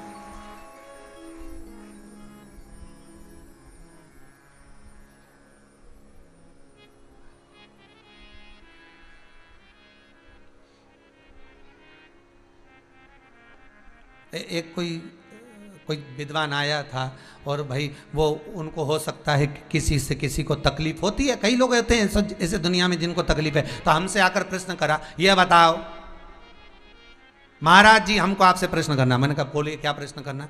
हमें ये पूछना है, इतनी सारी दवाई बनती है वो असर नहीं करती, बाबा रामदेव जो दवाई बनाते हैं वो असर क्यों करती। हमने कहा बड़ा भारी प्रश्न किया तुमने दादा। हमको लग गया था कि ये बाबा रामदेव से थोड़ा बहुत, अब वो तो व्यापारी से ईर्ष्या भाव कहीं ना कहीं, तो इनकी दवाई इतना काम क्यों करती है। तो हमने एक ही सटीक बात की, देख भैया उनकी जितनी भी फैक्ट्री है नहीं, जितनी भी काम करे हुए वे हरिद्वार से करे। हरिद्वार में क्या है, गंगा के जल में वो तत्व छुपा है कि उसका पानी जिसमें मिलेगा और औषधि काम कर जाएगी और उसका कल्याण अपने आप हो जाएगा। तो वहां से निकला है ना।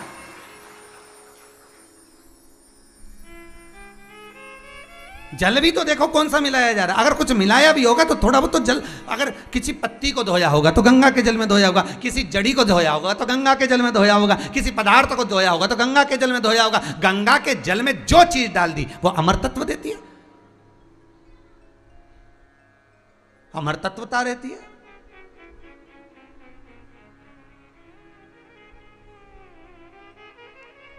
धार में एक हमारे इंदौर में सराफा वाले हैं, उनकी सास ससुर धार में रहते हैं। धार में रहते हैं तो उनके ससुर जी को हो गया कैंसर।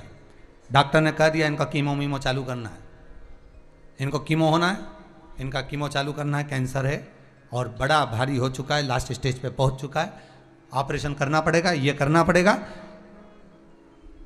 पत्नी शिव की भगत थी, शंकर की उपासक। उसने कहीं शंकर की कथा में पढ़ लिया होगा कि गंगा के जल में वो तत्व छुपा है कि अच्छी अच्छी बीमारी को भी ठीक कर सकता है। पत्नी ने कुछ नहीं कराया, सीधे हरिद्वार चली गई, एक कमरा किराए का ले लिया, 4 महीने वहां रुकी, गंगा के जल में बैठती पति को लेकर, उसी जल को पिलाती, उसी जल का आचमन, वहीं बैठकर मंत्र का जाप, श्री शिवाय नमस्तुभ्यम, ओम नमः शिवाय, महामृत्यु जो जपना है गंगा के सामने, उसी जल का पान करना, भोजन भी उसी जल से निर्माण करना, उसी जल का प्रयोग करना। वो 4 महीने बाद जब वापिस आई और जांच करवाई तो कैंसर समाप्त था महाराज, कैंसर समाप्त हो गया था। जल की महत्वता को पहचानिए कि उस जल में ऐसा क्या है, गंगा के जल में ऐसा क्या छुपा है। गंगा के जल में 33 कोटि देवता भी जिस जल में स्नान करने को तरसते हैं, वो जल कोई साधारण नहीं हो सकता।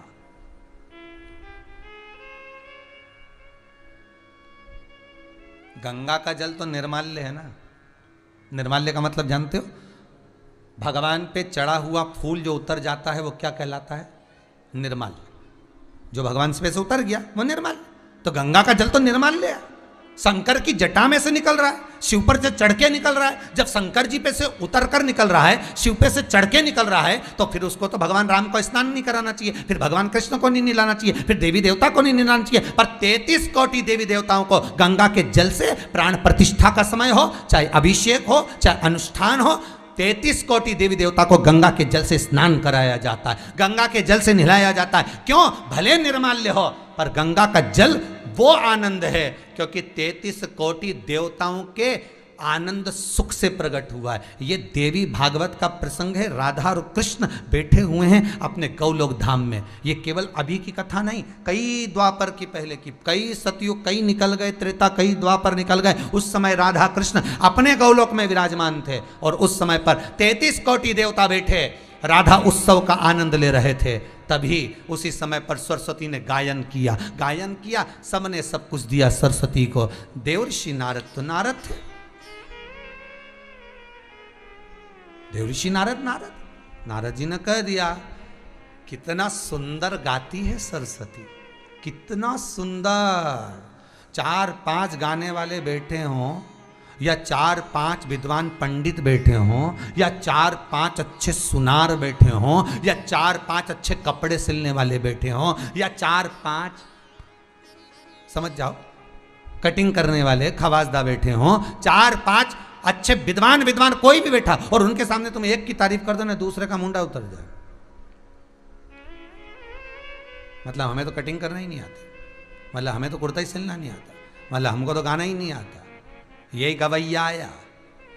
अब नारद जी ने कह दिया कितना सुंदर गाई सरस्वती। पार्वती जी बैठी थी शंकर जी के बाजू में, शिव जी से बोली इसको सिखाया किसने?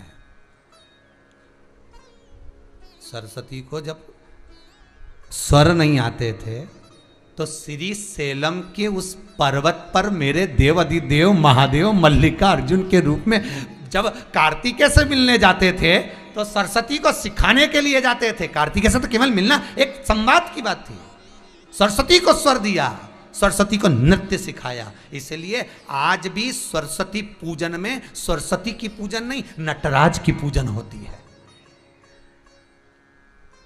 किसकी मूर्ति? नटराज। शिव ने दिया है ज्ञान। तो पार्वती जी बोली आपने ज्ञान दिया, आप गुरु और ये चेली, खाने वाली चेली नहीं, ये चेली। अब ऐसी चेली तुम्हारी कितना सुंदर गाया, सब कुछ इनने पाया और आपका तो कहीं नाम ही नहीं लिया। अच्छा, कई लोगों को बहुत डर भी लगता है, जो लोग भले बैठ कर कथा लिख लें, कथा रिकॉर्डिंग कर लें और कथा बोलते भी हैं, पर उनको बड़ा भय रहता है कि हमने ये कथा किसके मुंह से सुनी थी। बताएंगे नहीं, बोलेंगे कथा में, सब बोलेंगे क्योंकि उन्होंने लिख लिख के रखी।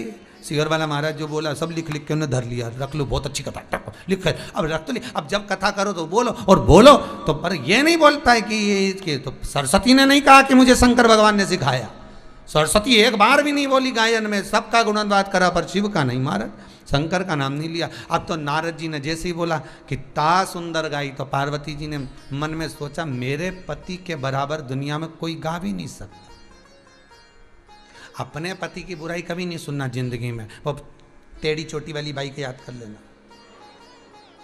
भला है बुरा है जैसा भी है, मेरा पति तो मेरा देवता है। वो बाई याद कर लेना, कभी लाल रिबन बांधती थी, कभी नीला बांधती थी, उसको याद कर।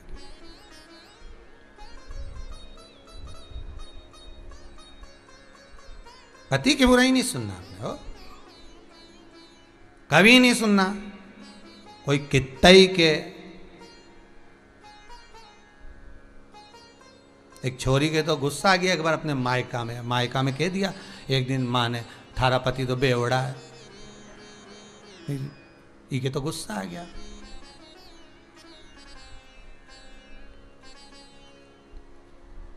और गुस्सा में जाने कह दिया हमारा बापू भी तो बेवड़ा है। अब बोले अब क्रोध, दोनों सास और बहू झगड़ी।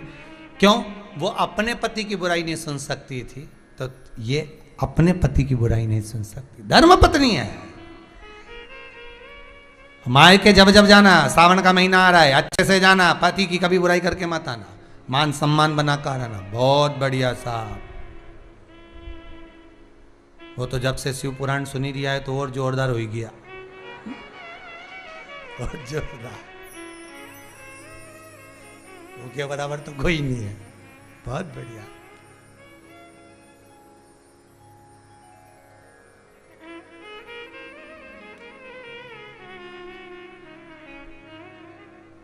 एक तो गाने याद करना पड़ेंगे मेरे को भी, भला है बुरा तो देखना पड़ेगा। तो अब इतना भाव से बोले, बुराई नहीं सुनूंगे हो। पार्वती जी ने शिव जी से कहा, भोलेनाथ जी से, बाबा मेरा ओघड़ दानी, मेरा त्रिकालदर्शी कैलाशी शिव, मैंने कभी नहीं सुना आपके मुख से गायन और आपका नृत्य नहीं देखा। शंकर भगवान मन में सोचे मेरा नृत्य देखेगी तो ये सब भग जाएंगे जितने बैठे। जितने 33 कोटि देवता कुर्सी लगा के बैठे थे सिंहासनों पे, एक नहीं दिखेगा। एक पांव पटके तो इधर का गया, इधर पटका तो इधर का गया। शिव जी बोले नृत्य तो नहीं दिखाऊंगा, पर गायन की बात है तो गाऊंगा। शंकर भगवान ने उठाया डमरू, और जो भोलेनाथ जी ने डमरू बजाया, जो डमरू बजाया, धीमा बजाओ भोलानाथ डमरू, धीमा बजाओ, धीमा बजाओ भोलानाथ डमरू, धीमा बजाओ, ओ धीमा बजाओ भोलानाथ डमरू, धीमा बजाओ, धीमा बजाओ भोलानाथ डमरू, धीमा बजाओ। ओ डमरू की धुन सुन के राम जी आए, डमरू की धुन सुन के राम जी आए। अरे डमरू की धुन सुन के राम जी आए, डमरू की धुन सुन के राम जी आए। ओ राम जी आए संग सीता को लाए, राम जी आए संग सीता को लाए। अरे धीमा बजाओ भोलानाथ डमरू, धीमा बजाओ, धीमा बजाओ भोलानाथ डमरू, धीमा बजाओ। अरे धीमा बजाओ भोलानाथ डमरू, धीमा बजाओ, धीमा बजाओ भोलानाथ डमरू, धीमा बजाओ।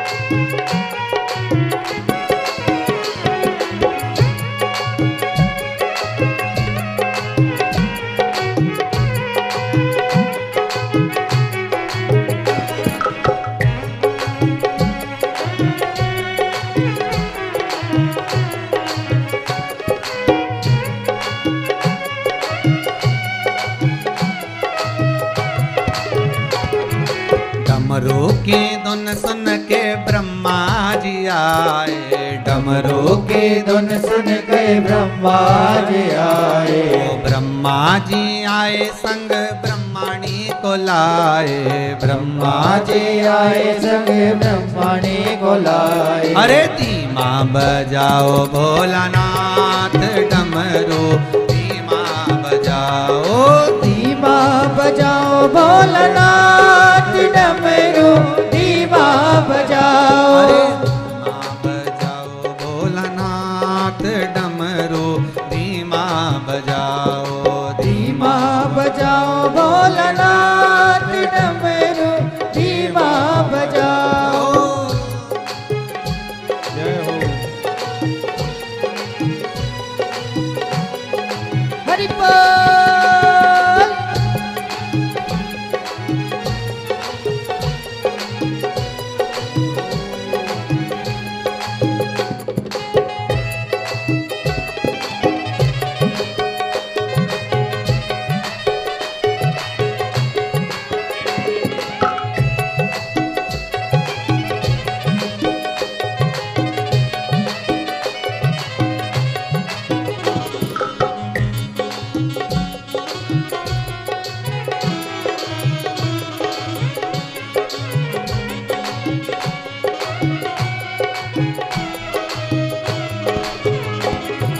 डमरू की धुन सुन के विष्णु जी आए, डमरू की धुन सुन के विष्णु जी आए। हे डमरू की धुन सुन के विष्णु जी आए, डमरू की धुन सुन के विष्णु जी आए। हे विष्णु जी आए संग लक्ष्मी को लाए, विष्णु जी आए संग लक्ष्मी को लाए। अरे धीमा बजाओ भोलानाथ डमरू, धीमा बजाओ, धीमा बजाओ भोलानाथ डमरू, धीमा बजाओ। अरे धीमा बजाओ भोलानाथ डमरू, धीमा बजाओ, धीमा बजाओ भोलानाथ डमरू, धीमा बजाओ। अरे धीमा बजाओ भोलानाथ डमरू, धीमा बजाओ, धीमा बजाओ भोलानाथ डमरू, धीमा बजाओ। अरे धीमा बजाओ भोलानाथ डमरू, धीमा बजाओ, धीमा बजाओ भोलानाथ डमरू, धीमा बजाओ। हर हर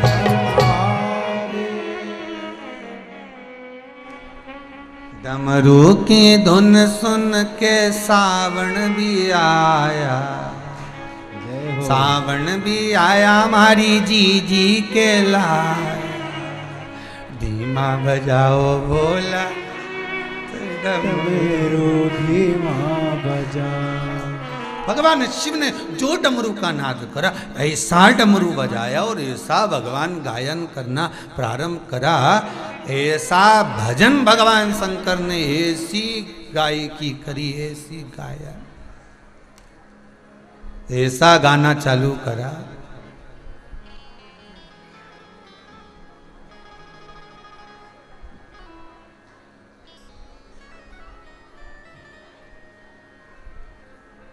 सरस्वती मैया तो गाने के बाद बंद हो गई, मतलब सरस्वती मैया ने भजन किया, गायन किया, उसके बाद बंद हो गई। पर शिव जी, दो तरह की भजन संध्या होती है, तुम्हारे यहाँ भी हुई होगी, समझ लो जरा दोनों तरह की। एक भजन संध्या होती है जिसमें बढ़िया बढ़िया कलाकार आते हैं, सब माइक ले लेके खूब जोरदार नाच गा के, जोरदार बाल माल हिला हिलू के, और अब हमारी तो है ही नहीं, तो जोरदार अच्छी बढ़िया जुल्फे मुल्फे हिला हिलू के नाच के गा के चले जा। एक भजन संध्या तो वो, और जितने वो नहीं गाते तुमसे ताली बजा बजा के तुम्हें निपटा जाते हैं, और खुद गाए ना माइक तुम्हें लगाए। अब समझ में नहीं आया, 10,000 का लिफाफा इनको मिलेगा और हमसे गवा गवा के मार दे रहा। अब भजन वो थोड़ा सा गाए, अपन से ज्यादा गब्बा है। अब माइक ले उनके मुंह में, फिर माइक ले अब बेचारा गा गा के उसी का गला फट गया जो पास में बैठे थे। जितने लोग आगे बैठे थे ना स्टेज के सामने, उन्होंने माइक लिया और उसके मुंह में दिया। तो जो आगे बैठा था ना, वो उठ के सीधे जिसने भजन संध्या कराई थी उसके पास गया और जाके बोला, इसको 5,000 का लिफाफा देना, 5,000 का हमें दो, आधा हमने गाया, आधा हम गाया, लिफाफा आधा। दो तरह की भजन संध्या, एक में खूब जोरदार जोरदार गाएं और वो केवल गिने चुने भजन। 9 बजे चालू करेंगे, हमने वाला पहला भजन ये वाला गणेश वंदना गाना है, दूसरा ये गाना है, तीसरा ये गाना, और गिने चुने भजन गाए, तुम लोगों को रिझाया चले गए। और दूसरी भजन संध्या एक होती है गांव में गम्मत, और वो हारमोनियम लेने, तबला ने, ढोलक लेने, फिर मंजीरा लेने, सब ऐसा घेर के बैठ जाए और लगने दो, फिर सुट्टी और चलने दो। अब बोलो कौन सी भजन संध्या पहले बंद होगी? वो अब कौन सी भजन संध्या पहले बंद होगी? बोलो। वो की है तो वो जो स्टेज पे हो रही थी ना, वो तो 10-11 बजे 12 बजे अक्षतम केशवम राम नारायणम, वो तो पूरी हो गई। और इनकी तो 10-11 बजे तो चालू हुई, सुबह 4 बजे भी इनके कहीं नहीं हुई, तो चलने दो। तांबा का हंडा तो धरो पानी, और जो गम्मत चले ने, 2 गाने बैठे ने 2 सुट्टी लगाए, फिर 2 गाने बैठे ने 2 सुट्टी लगाए और चलती रहे बस ये। तब बाजू वाले ने कहा 7:30 बज चुकी है, गम्मत बंद। तब इनने चाय माय पी, घर गए, मुंडा धोया, पत्नी के तो मालूम तब भी आया। 2 तरह के, एक सरस्वती मैया ने भजन गाया और एक शंकर जी ने गाया। अब शंकर जी कौन सा गाए? जो गाए, जितने बैठे थे भगवान की गायकी में इतने डूब गए, इतने डूब गए, इतने डूब गए कि इनके सुध नहीं रही। 33 कोटि देवताओं का शरीर पिघल गया, जल बन गया। वो जल शंकर जी के चरणों में जाकर पड़ गया, वो जल गंगा जल बन गया, वही जल ब्रह्मा के कमंडल में गया। 33 कोटि देवता जल का रूप धारण कर लिए, 33 कोटि देवता। गंगा का जल केवल गंगा का जल नहीं है, एक नदी नहीं, एक सरोवर नहीं, गंगा ताल नहीं, गंगा नदी नहीं, गंगा माँ है। 33 कोटि देवताओं का संजोया हुआ जल गंगा का जल है। कोई सहज है? देवी भागवत कहती है कि वो गंगा जल सहज नहीं है महाराज। ये गाना प्रारंभ करे, वो भक्ति में गाना सुनकर, भजन सुनकर डूब गए, पिघल गए। 33 कोटि देवता शंकर के भजन सुनकर पिघले थे।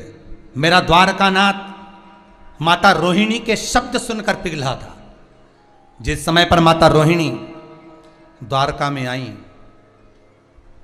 और उनको रोक लिया, रुक्मणी, सतभामा, जामवंती, कालंदी, मित्रवंदा, लक्ष्मणा, सबने रोका, मां रुको, मां रुको। क्या हो गया बहुओं? क्या बात है?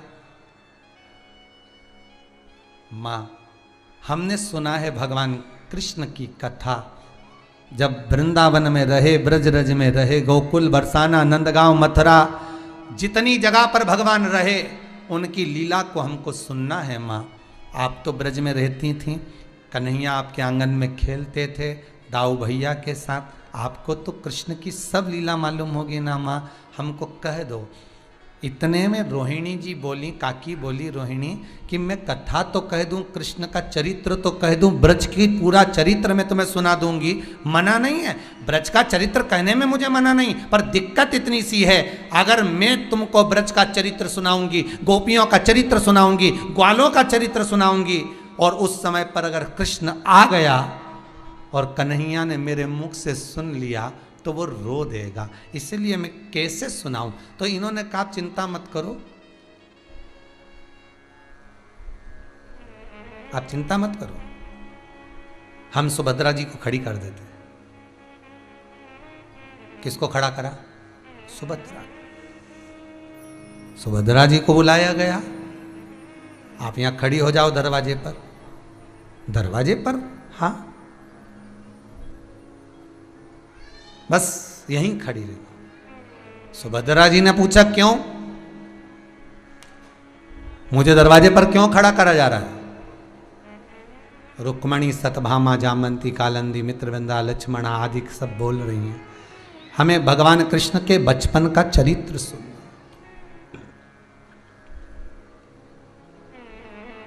हमें कृष्ण के बचपन का चरित्र श्रवण करना। ठीक है, तो करना क्या है? मुझे सुभद्रा जी से कहा एक काम करना, कन्हैया ना आ जाए उसका ध्यान रखना। गोपियों को याद कर कर रोएगा ना तो अच्छा नहीं लगेगा कृष्ण। सुभद्रा जी दरवाजे पर खड़ी हो गई। रोहिणी काकी ने कथा कहना प्रारंभ करा। भगवान का बाल्य चरित्र जो रोहिणी जी सुनाती सुनाती गई, फिर मथुरा आने की जो कथा कहना प्रारंभ करा, नैनों से नीर रोहिणी जी के बहना चालू हुआ। रुक्मणी, सतभामा, जामंती, कालंदी सब रो रही हैं। इतनी देर में भगवान कृष्ण और बलराम का आगमन हो गया। कृष्ण और बलराम आ गए। सुभद्रा जी बीच में खड़ी थी, एक इधर से आया, एक इधर से आया। कृष्ण इधर से, बलराम इधर से, सुभद्रा बीच में खड़ी। चरण सुभद्रा के पास में रखा ही था। सुभद्रा तो खुद आंखों से नीर बहा रही थी भगवान की लीला को सुनकर। कन्हैया मौन होकर खड़े हो गए। रोहिणी जी कथा कहती रहीं। कन्हैया आंख के आंसू खुद के पोंछते रहे। खुद के आंख के आंसू मेरा कृष्ण पोंछ रहा था। इतना रोया मेरा ठाकुर कि पोंछते पोंछते मेरे ठाकुर के हाथ गल गए। जो रोहिणी जी ने दर्शन किया कि ठाकुर के हाथ नहीं दिख रहे, भगवान कहते हैं ये बलराम, ये सुभद्रा, ये कृष्ण का दर्शन बिना हाथ का अगर कहीं होगा तो जगन्नाथपुरी में होगा, क्योंकि मैं गोपियों के लिए रोया हूं, मैंने ब्रजवासियों के लिए रोया हूं। एक बार मेरे ठाकुर का हस्त वहां गला था, और दूसरी बार ये देवी भागवत कहती है, स्कंद पुराण कहती है, लिंग पुराण, नर्मदा पुराण कहती है, ये गर्ग संहिता कहती है, कल्याण का गंगा अंक कहता है कि एक बार 33 कोटि देवता जब रुदन करते हैं, रुदन नहीं कह सकते, प्रेम के उस भक्ति में जब डूब जाते, इसको रुदन नहीं कहेंगे, इसमें डूब जाना, भगवान शंकर के गायन में अपने तत्व को भूल जाना, अपने आप को भूल जाना। जब व्यक्ति स्वयं को भूल जाता है ना तो फिर कुछ नहीं रहता। स्वयं को भूल गया, ये कुछ भी नहीं इसके पास। जब व्यक्ति अपनी मस्ती में आता है ना, अपनी मस्ती में, अपनी मस्ती, मुझे मेरी मस्ती कहाँ लेके आई, मुझे मेरी मस्ती कहाँ लेके आई, कहाँ लेके आई, कहाँ लेके आई। ये 33 कोटि देवताओं के लिए।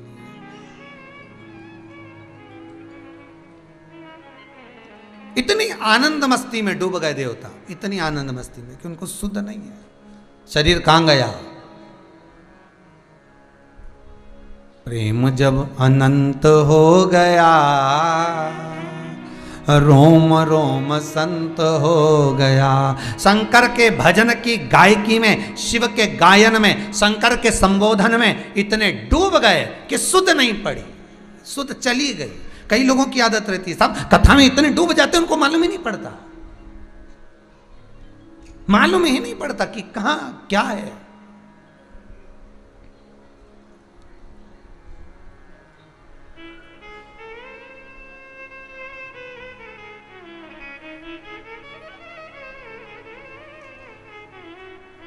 कहां सुध थी? भगवान जब बंसी बजाते थे तो गोपियां सुध रखती थी? इतना डूब जाती थी कि लहंगा धरा शीश पर, दई चूनर पाऊं पतियन रोके नहीं रुकी, छोड़ चली घर गांव। उनको सुध नहीं रहती थी। एक स्नान करने गई थी, नहाने गई थी। जो स्नान करने गई थी उसके दांत थोड़े बड़े बड़े थे, गोपी के। नहाने गई, स्नान कर कर आई तो बाल खुले, लहंगा चोली पहनना था लाल कलर का, पहन लिया ब्लैक कलर का, काला। सुरमा लगाना था नैनों में, लगा लिया होठों में। लाली लगाना थी होठों में, लगा लिया नैनों में। बिंदी लगाना थी लाली की, कुंकू की, लगा ली काजल की। दांत बड़े, होठ काले, आंख लाल,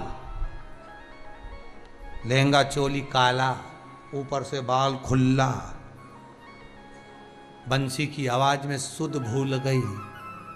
जैसी दरवाजे से निकल रही थी इसका पति अंदर आ रहा था, आते सी डर गया। कौन है जो चिल्लाया? कौन है? पत्नी कोनी मार के बोली, मैं लीला। कहाँ जा रही? कन्हैया जी के साथ रास करने जा रही। अब होठ काले, दांत लंबे। हमें तो हमारे इधर का वो 16 श्राद्ध में गोबर की संजा होली नहीं बनाए, वो याद आ गई। हिरनी का बड़ा बड़ा दांत, कि थारी अम्मा मारेगी कि कूटेगी। अब ध्यान आ जाए। अब गाते ना माता, छोटी सी गाड़ी लुढ़कती जाए जा में बैठी संजामा संजामा, गागरो चमकाती जाए, चूड़लो चमकाती जाए, बोझ जाए बोले सब। अब पति डर गए। पति ने कहा ऐसा श्रृंगार करा, जरा दर्पण तो देख ले। पत्नी बोली तुम देख लो, हम तो अच्छे।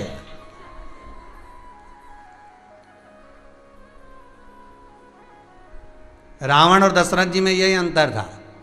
दशरथ जी दर्पण खुद देखे थे, उन्होंने देख लिया था, बाल सफेद हो गया तो राम जी को राज दे दिया था। और रावण को कोई कहता था कि दर्पण देख लो तो रावण गुस्से में आ जाता था, तू देख ले। रावण और दशरथ जी में यही अंतर। भगत और क्लेशी में यही अंतर होता है। भगत जो होता है ना, वो दर्पण देखना खुद देखता है कि अपने भीतर की कमी क्या है, अपने भीतर का अहम को मेरे को निकालना है। और जिसके भीतर अहंकार बहुत होता है ना, वो दर्पण देखने की पसंद नहीं करता। वो तो जब देखे तो बस यही देखे, कितना जोरदार, बस अहम और बढ़ जाए। और अब शुद्ध नहीं रहती थी, जैसे गोपियों को शुद्ध नहीं थी। भगवान की बंसी की आवाज में क्या जादू था, शुद्ध नहीं थी। ब्रजवासी कहते हैं, कभी कभी आपने सुना होगा भागवत जी में, हमने तो किसी के मुख से सुना है कि ओ नंद लला, जो तुम होते नंद लली। अच्छा हुआ नंदराय जी तुम्हारे घर में इतना सुंदर लड़का हुआ, इतनी सुंदर लड़की हो जाती तो। ओ नंद लला, जो तुम होते नंद लली, तो गले कट जात करोड़न के। अच्छा हुआ इतना सुंदर छोरा हुआ, इतनी सुंदर छोरी हो जाती तो ना जाने कितने तो बावड़ी में डूब के मर जाते जाके चक्कर में। इतने सुंदर वो बोलो बोलते ना, जो गोरे होते तो क्या करते मनमोहन, तेरे काले रंग पर तो दुनिया लुट जाती है। बस कृष्ण जैसे बंसी बजाते थे, गोपियां सुध भूल कर चली जाती थी, ध्यान नहीं रहता था। उसी तरह राधा उत्सव में, गौलोक धाम में, जब मेरे शंकर ने गाना प्रारंभ करा, सुध भूल गए सारे 33 कोटि देवता। जल का रूप ले लिया और जल के रूप में सब एकत्रित होकर शिव के पास आ गए, शंकर के पास आ गए। शिव जी ने देखा कि ये जल इतना बहता हुआ आया। पार्वती जी ने शंकर को शुद्धता दिलाई, भोलेनाथ अब थोड़ा रुक जाओ, 7:30 बज गई, अब थोड़ा रुक जाइए। भोलेनाथ जी रुके तो भोलेनाथ जी ने पूछा, ये देवता उन कहाँ चले गए? सब कुर्सी पे बैठे थे, सिंहासन पर बैठे थे, गए कहाँ?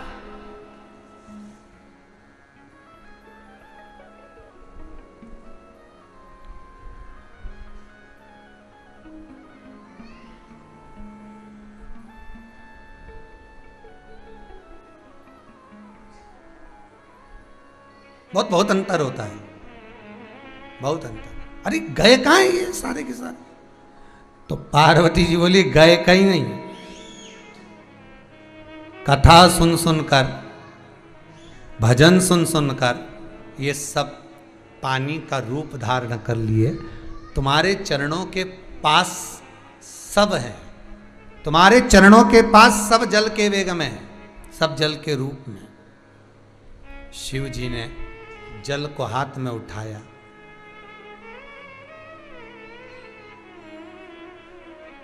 ब्रह्मा जी को याद किया, ब्रह्मदेव आए, इस जल को आप रखिए।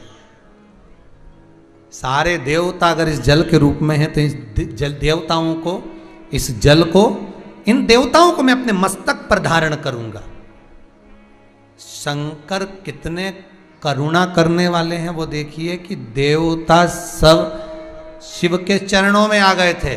तो शंकर जी ने सोचा ये मेरे चरणों में देवता आ गए तो इनका सम्मान कैसे करूंगा, चरणों में झुककर अगर सम्मान करूंगा तो लोग क्या सोचेंगे, इसलिए इस जल को सिर पे चढ़ा लूंगा तो सम्मान ही सम्मान हो जाएगा। कभी अगर मौका मिले और तुम जानो कि भाई हम सामने रहकर कुछ दे नहीं सकते, सामने रहकर सम्मान नहीं कर सकते, तो पीछे रहकर तो कर सकते हो, पीछे होकर तो कर सकते हो। दिया शिव ने ब्रह्मा जी को दिया, ब्रह्मदेव।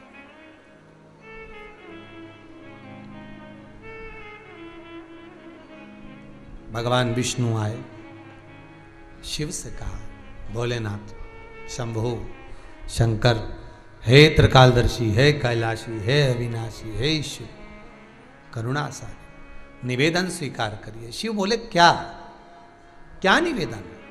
बस निवेदन केवल इतना सा है, हे शंभु, हे शंकर, हे त्रिकालदर्शी, हे कैलाशी, हे अविनाशी, इतनी करुणा करो, ये 33 कोटि देवता जिस जल के रूप में एकत्रित हुए हैं, ये जल अपने मस्तक पर धारण करो।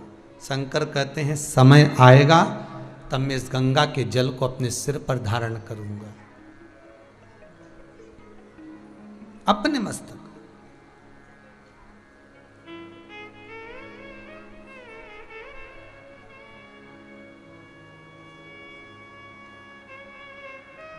और कोई सहज नहीं है, गंगा का जल फिर निवेदन करूंगा आप सभी से। कल कल करता हुआ जब बहकर गोमुख से निकलता है,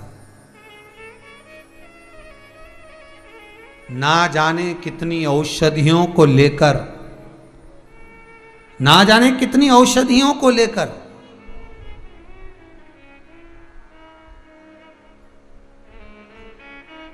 देवप्रयाग तक आता है। देवप्रयाग से ना जाने कितनी औषधियों को लेकर ऋषिकेश, हरिद्वार तक आता है, कितनी औषधियों को लेकर। और वो औषधियां उस जल में पत्थर से घर्षण कर कर कर पिसाती जाती हैं,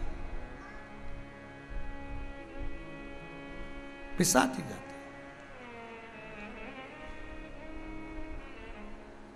इसलिए तो गंगा के जल में कीड़ा नहीं होता, सड़ता नहीं है, बदबू नहीं आती, गंध नहीं आती। जब लोगे तब निर्मलता देगा, तब निर्मलता। एक नर्मदा और एक गंगा। एक नर्मदा, शास्त्र कहता है, लिंग पुराण कहती है, शिव महापुराण कहती है कि नर्मदा का कंकर शंकर है,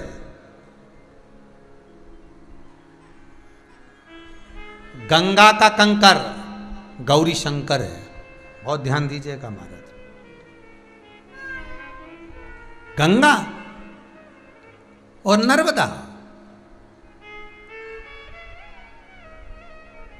नर्मदा का एक एक कंकर शंकर का भाव व्यक्त करता है। आप नर्मदा जी, शिव महापुराण की कथा में पहले भी कहा आपको, जब शिवलिंग कथा कह रहे थे, शायद पिछले वर्ष की बात होगी। अगर आप लोगों ने नहीं सुनी हो तो हमारे चैनल पर जाकर और उस कथा को निकालकर अवश्य श्रवण करें।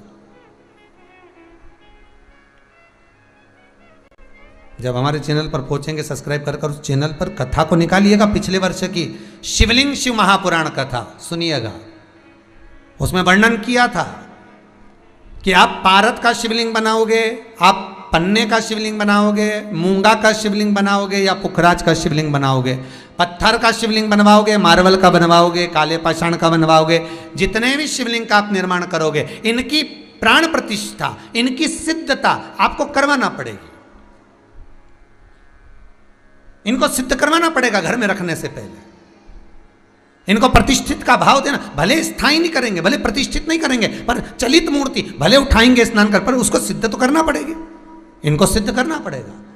पर एक नर्मदा जी का कंकर, नर्मदा जी में से निकला हुआ एक पत्थर, नर्मदा जी में से निकला हुआ एक कंकर, नर्मदा जी के जल से निकला हुआ एक पाषाण, आप उसको अभिषेक कराएं ना कराएं, आप उसको सिद्ध कराएं ना कराएं, आप उसको प्रतिष्ठित कराएं ना कराएं, वो अपने आप में प्रतिष्ठित होता है। जहां रख दिया जाता है वहां सिद्ध हो जाता है, जहां रख दिया वहां सिद्ध है।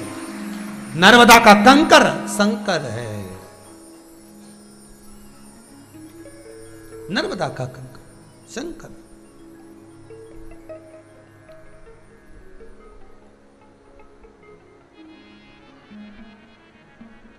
इसलिए त्वदीय पाज पंकजम नमामि देवी नर्मदे।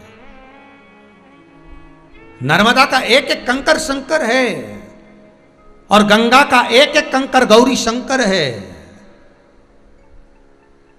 गंगा की एक बालू, गंगा की एक रेत, उसका एक कण गौरी शंकर है, एक एक कण गौरी शंकर है हमारा, अलग नहीं, केवल शंकर नहीं, गौरी शंकर। तो गौरी शंकर क्यों कहा? गंगा के कंकर को गौरी शंकर क्यों कहते हैं? गंगा की बालू रेत को गौरी शंकर क्यों कहते हैं? गंगा के जल में से निकला हुआ पाषाण गौरी शंकर क्यों कहलाता है? क्यों कहते हैं उसको? लिंग पुराण कहती है, जब भगवान शंकर के तेज पुंज को सूर्यदेव अग्निदेव ने लाकर गंगा जी को दिया, तो गंगा जी के जल ने शंकर भगवान के तेज पुंज को रखकर उससे पुत्र को प्रकट किया। 6 पुत्र गंगा के जल से प्रकट हुए थे, षडानंद कार्तिकेय। जब वो 6 पुत्र उत्पन्न हुए, रोते एक साथ, दूध पीते एक साथ, बड़ी दुखी हो गई गंगा मैया। तब गंगा जी ने विचार करा क्या करा जाए। गंगा जी ने ऋषियों की पत्नी कृतिकाओं को बुलाया, कृतिकाओं इन पुत्रों को आप संभाल लो। कृतिकाओं ने एक एक पुत्र बांट लिए, उनको संभालने लगी, पर वो 6 ही रोए तो एक साथ, दूध पिए तो एक साथ, पानी पिए तो एक साथ, बड़ी दुखी हो गई कृतिकाएं। कृतिकाओं ने सोचा करे क्या? तब कृतिकाओं ने विचार करा कुछ ना कुछ तो करना पड़ेगा। कृतिकाओं ने बालक को सुलाया, 6 ही को, हाथ में गंगा का जल लिया। हे गंगा मैया, अगर हमने अपने पति की सेवा परमेश्वर मानकर करी है, पति के चरणों का स्तमन करा है, स्मरण करा है, तो ये 6 ही एक हो जाए। गंगा जी का जल गिरते ही 6 बालक एक हो गए। मुख 6 थे, शरीर एक था। कृतिकाओं ने एक करा था, इसलिए गंगा जी ने उनका नाम कार्तिकेय रख दिया था। गंगा का जल, गंगा मैया शंकर भगवान के पुत्रों का पालन भी करिए। 6 बेटे और 5 बेटी गंगा के जल से प्रगटी हैं भगवान शंकर की। भगवान शिव के जो 13 बच्चे हैं, उन 13 बच्चों में 6 लड़के कृतिका ने पाले, जो 6 पुत्र वो एक हो गए थे। भले कार्तिक अब एक कहलाना, अपन कहलाएंगे तो 6 पुत्र और 5 बेटियां। जब शंकर भगवान स्नान करने बैठे गंगा के जल में, शरीर में से जो पसीने की धार निकल रही थी, उसने 6 रूप, गंगा जी ने 5 रूप बांट दिए। शिव जी की 5 बेटियां उत्पन्न हो गई थी, जया, विषहरा, शामरी बारी, दौतली और देव। ये शंकर जी की 5 बेटियां भी गंगा के जल से प्रकटी हैं, 5 पुत्री। तो ये गौरी शंकर क्यों कहते हैं? शंकर भगवान जैसे नर्मदा का कंकर शंकर है, तो गंगा का कंकर भी शंकर होना था, पर गंगा का कंकर गौरी शंकर है। क्यों? उसका कारण केवल एक है, क्योंकि गंगा मैया भगवान शंकर के पुत्रों का, बेटियों का पालन करी है, तो गौरी का ही एक रूप है। किसका रूप है? गौरी का ही रूप, गौरी का रूप है। और उस कंकर में गंगा का जल जो लगा हुआ है, गंगा का जल जो स्मरण किया हुआ है, वो गौरी शंकर का ही प्रतीक है, सहज नहीं।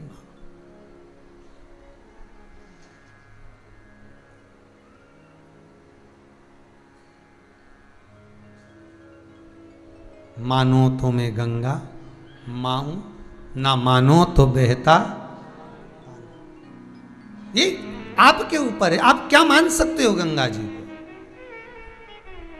हम तो आप लोगों से भी कहेंगे, और जितने इस आस्था चैनल के माध्यम से कथा सुन रहे हैं उनसे भी निवेदन करेंगे, जितने फेसबुक यूट्यूब पर कथा श्रवण कर रहे हैं उनसे भी निवेदन करेंगे, जब 6 अगस्त को शिवलिंग का आप निर्माण करेंगे, पूजन करेंगे, तो निवेदन रहेगा सावन के महीने में आप हरिद्वार जाएं, प्रयाग जी जाएं, काशी जी जाएं, ना जाएं, पर आपके घर में अगर थोड़ा सा गंगा जल है तो उस गंगा जल को 2 कलश में, पानी में 2 कलश में थोड़ा थोड़ा डाल लेना। और जैसे कांवड़ चढ़ाते, कांवड़ चढ़ाते कैसे? कांवड़ ऐसे नहीं चढ़ाते कि एक ही हाथ से चढ़ाते। कांवड़ चढ़ाने का नियम रहता है, 2 बोतल रहती है, 2 कलश रहते हैं, दोनों कलश को एक साथ लिया जाता है और शिव पर एक साथ चढ़ाया जाता है, उसको कहते हैं कांवड़। अगर एक ही कांवड़ चढ़ा दी जाती है तो उसका कोई महत्व नहीं है, दोनों जल एक साथ चढ़ना चाहिए। तो प्रयास करना कि अभी ये लॉकडाउन के अंतर्गत ना तो हम हरिद्वार जा सकते हैं, ना हम काशी जा सकते हैं, ना हम उज्जैनी जा सकते हैं, ना हम कांवड़ ले जा सकते हैं, तो घर में भी तो शिवरात्रि के दिन 6 अगस्त को 2 कलश में थोड़ा थोड़ा गंगा जल डालकर, पानी भरकर उसको एक साथ तो शंकर जी पर चढ़ा सकते हैं। तो कांवड़ भगवान को चढ़ाने का भाव भी उत्पन्न हो जाएगा, श्रावण के महीने का सारा पुण्य भी मिल जाएगा। क्यों ना करें आप? मन चंगा कठोते में गंगा, क्यों ना करें?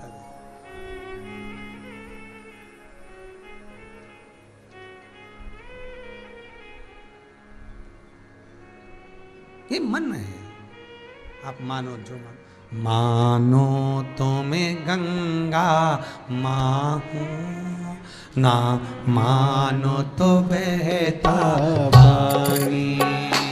मानो तो मैं गंगा माँ हूँ। गंगा शिव पुराण का आनंद लेते हुए यात्रा को आगे बढ़ा।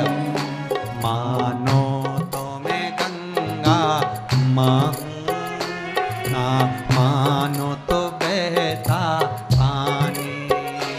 मानो तो मैं गंगा माँ हूँ, ना मानो तो बहता पानी। जो स्वर्ग नहीं धरती को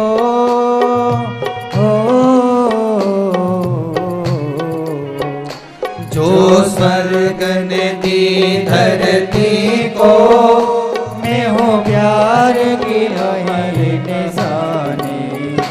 मानो तो मैं गंगा माँ हूँ, ना मानो तो बहता पानी।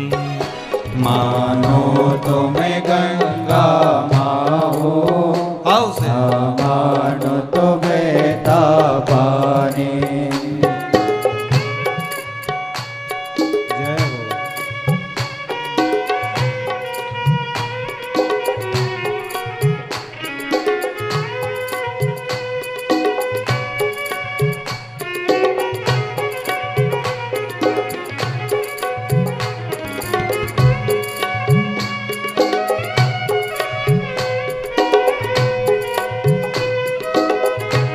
आओ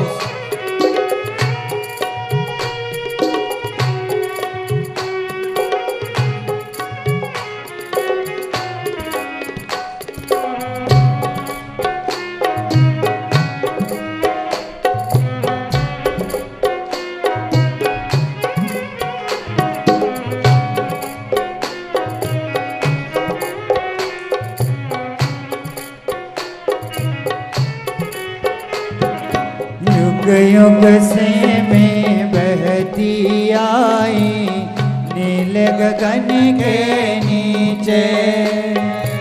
युग युग से मैं बहती आई नील गगन के नीचे। सदियों से मेरी धारा ये प्यार धरती सींचे। सदियों से मेरी धारा प्यार की धरती सींचे। मेरी लहर लहर पे लिखी है हो। मेरी लहर लहर में लिखी है इस देश की अमर कहानी। मानो तो मैं गंगा माँ हूँ, ना मानो तो बहता पानी। मानो तो मैं गंगा माँ हूँ, ना मानो तो बहता पानी। हर गंगे गंगे हर गंगे हर गंगे हर गंगे हर गंगे हर गंगे हर गंगे। गंगा माँ निरंतर अविरल बहती हुई जीव का कल्याण सुख करने वाली है, कोई सहज नहीं वो। कितना बल होगा उस गंगा के जल में, ध्यान दीजिएगा। तारकासुर को मारने के लिए किसी की जरूरत पड़ी तो शिव के पुत्र की, भगवान शंकर के पुत्र की।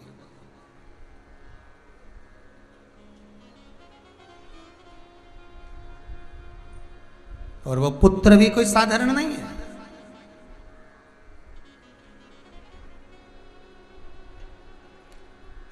वो पुत्र भी साधारण नहीं, वो पुत्र भी अगर प्रकट हुआ है तो गंगा के जल से प्रकट हुआ है।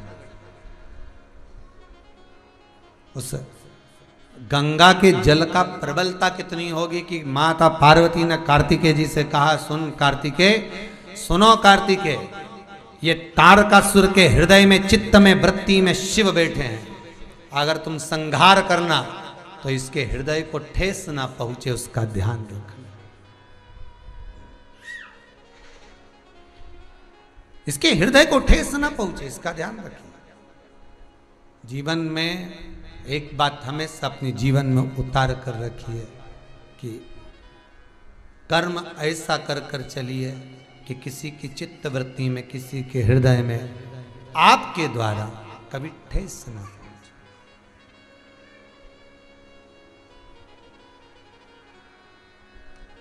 इस तारकासुर के हृदय में, चित्त में, मन में शिव है। संहार करो, मना नहीं, पर एक बात याद रखना कि हृदय में कोई बाण ना जावे, कोई तीर ना जावे। अब वो बालक भी कोई साधारण होगा क्या? वो गंगा के जल से प्रगटा है साहब। गंगा का जल जिसके शरीर के भीतर रोम रोम में समाहित हुआ होगा, वो कोई साधारण होगा?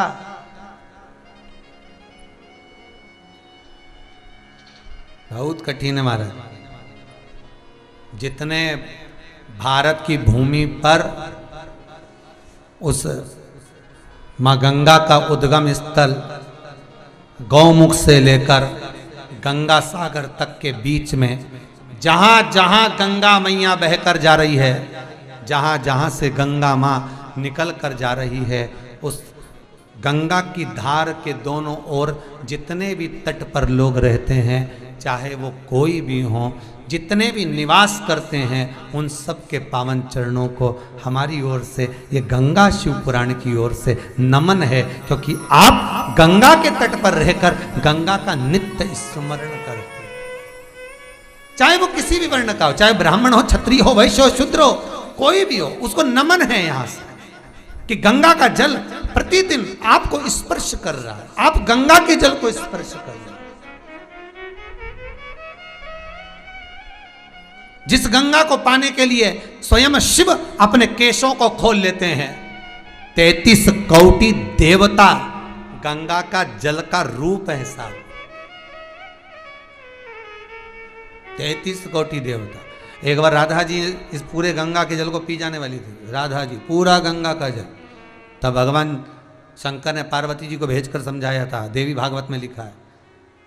कई लोग पूछते हैं कहाँ से बोल रहे हैं महाराज जी, तो बोलते जाते हैं इसमें से बोल रहे हैं, पढ़ लेना, देवी भागवत में लिखा है। राधा जी पूरा गंगा जल पीने वाली थी, तब पार्वती जी को भेज दिया गया। पार्वती माता ने जाकर समझाया, क्या कर रही हो राधा? राधा, इस गंगा ने मेरे साथ छल किया है, मेरे पति को एक दृष्टि से निहार रही है, देख रही है, क्रोध आ गया मुझे, इसलिए मैं इसको पीना चाहती हूँ।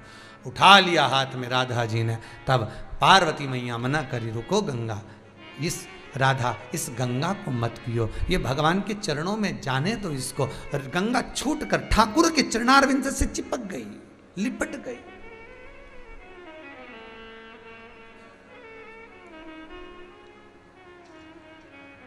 भगवान के चरणों से जाकर लिपट जाती। कुछ सहज है गंगा, कौन ना पाना चाहेगा गंगा का जल? कौन ना पाना चाहेगा? महाराज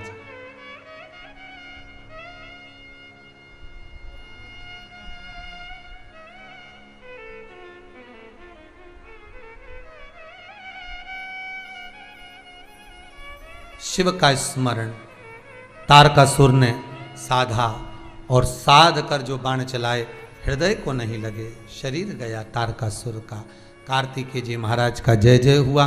बोल गंगा महारानी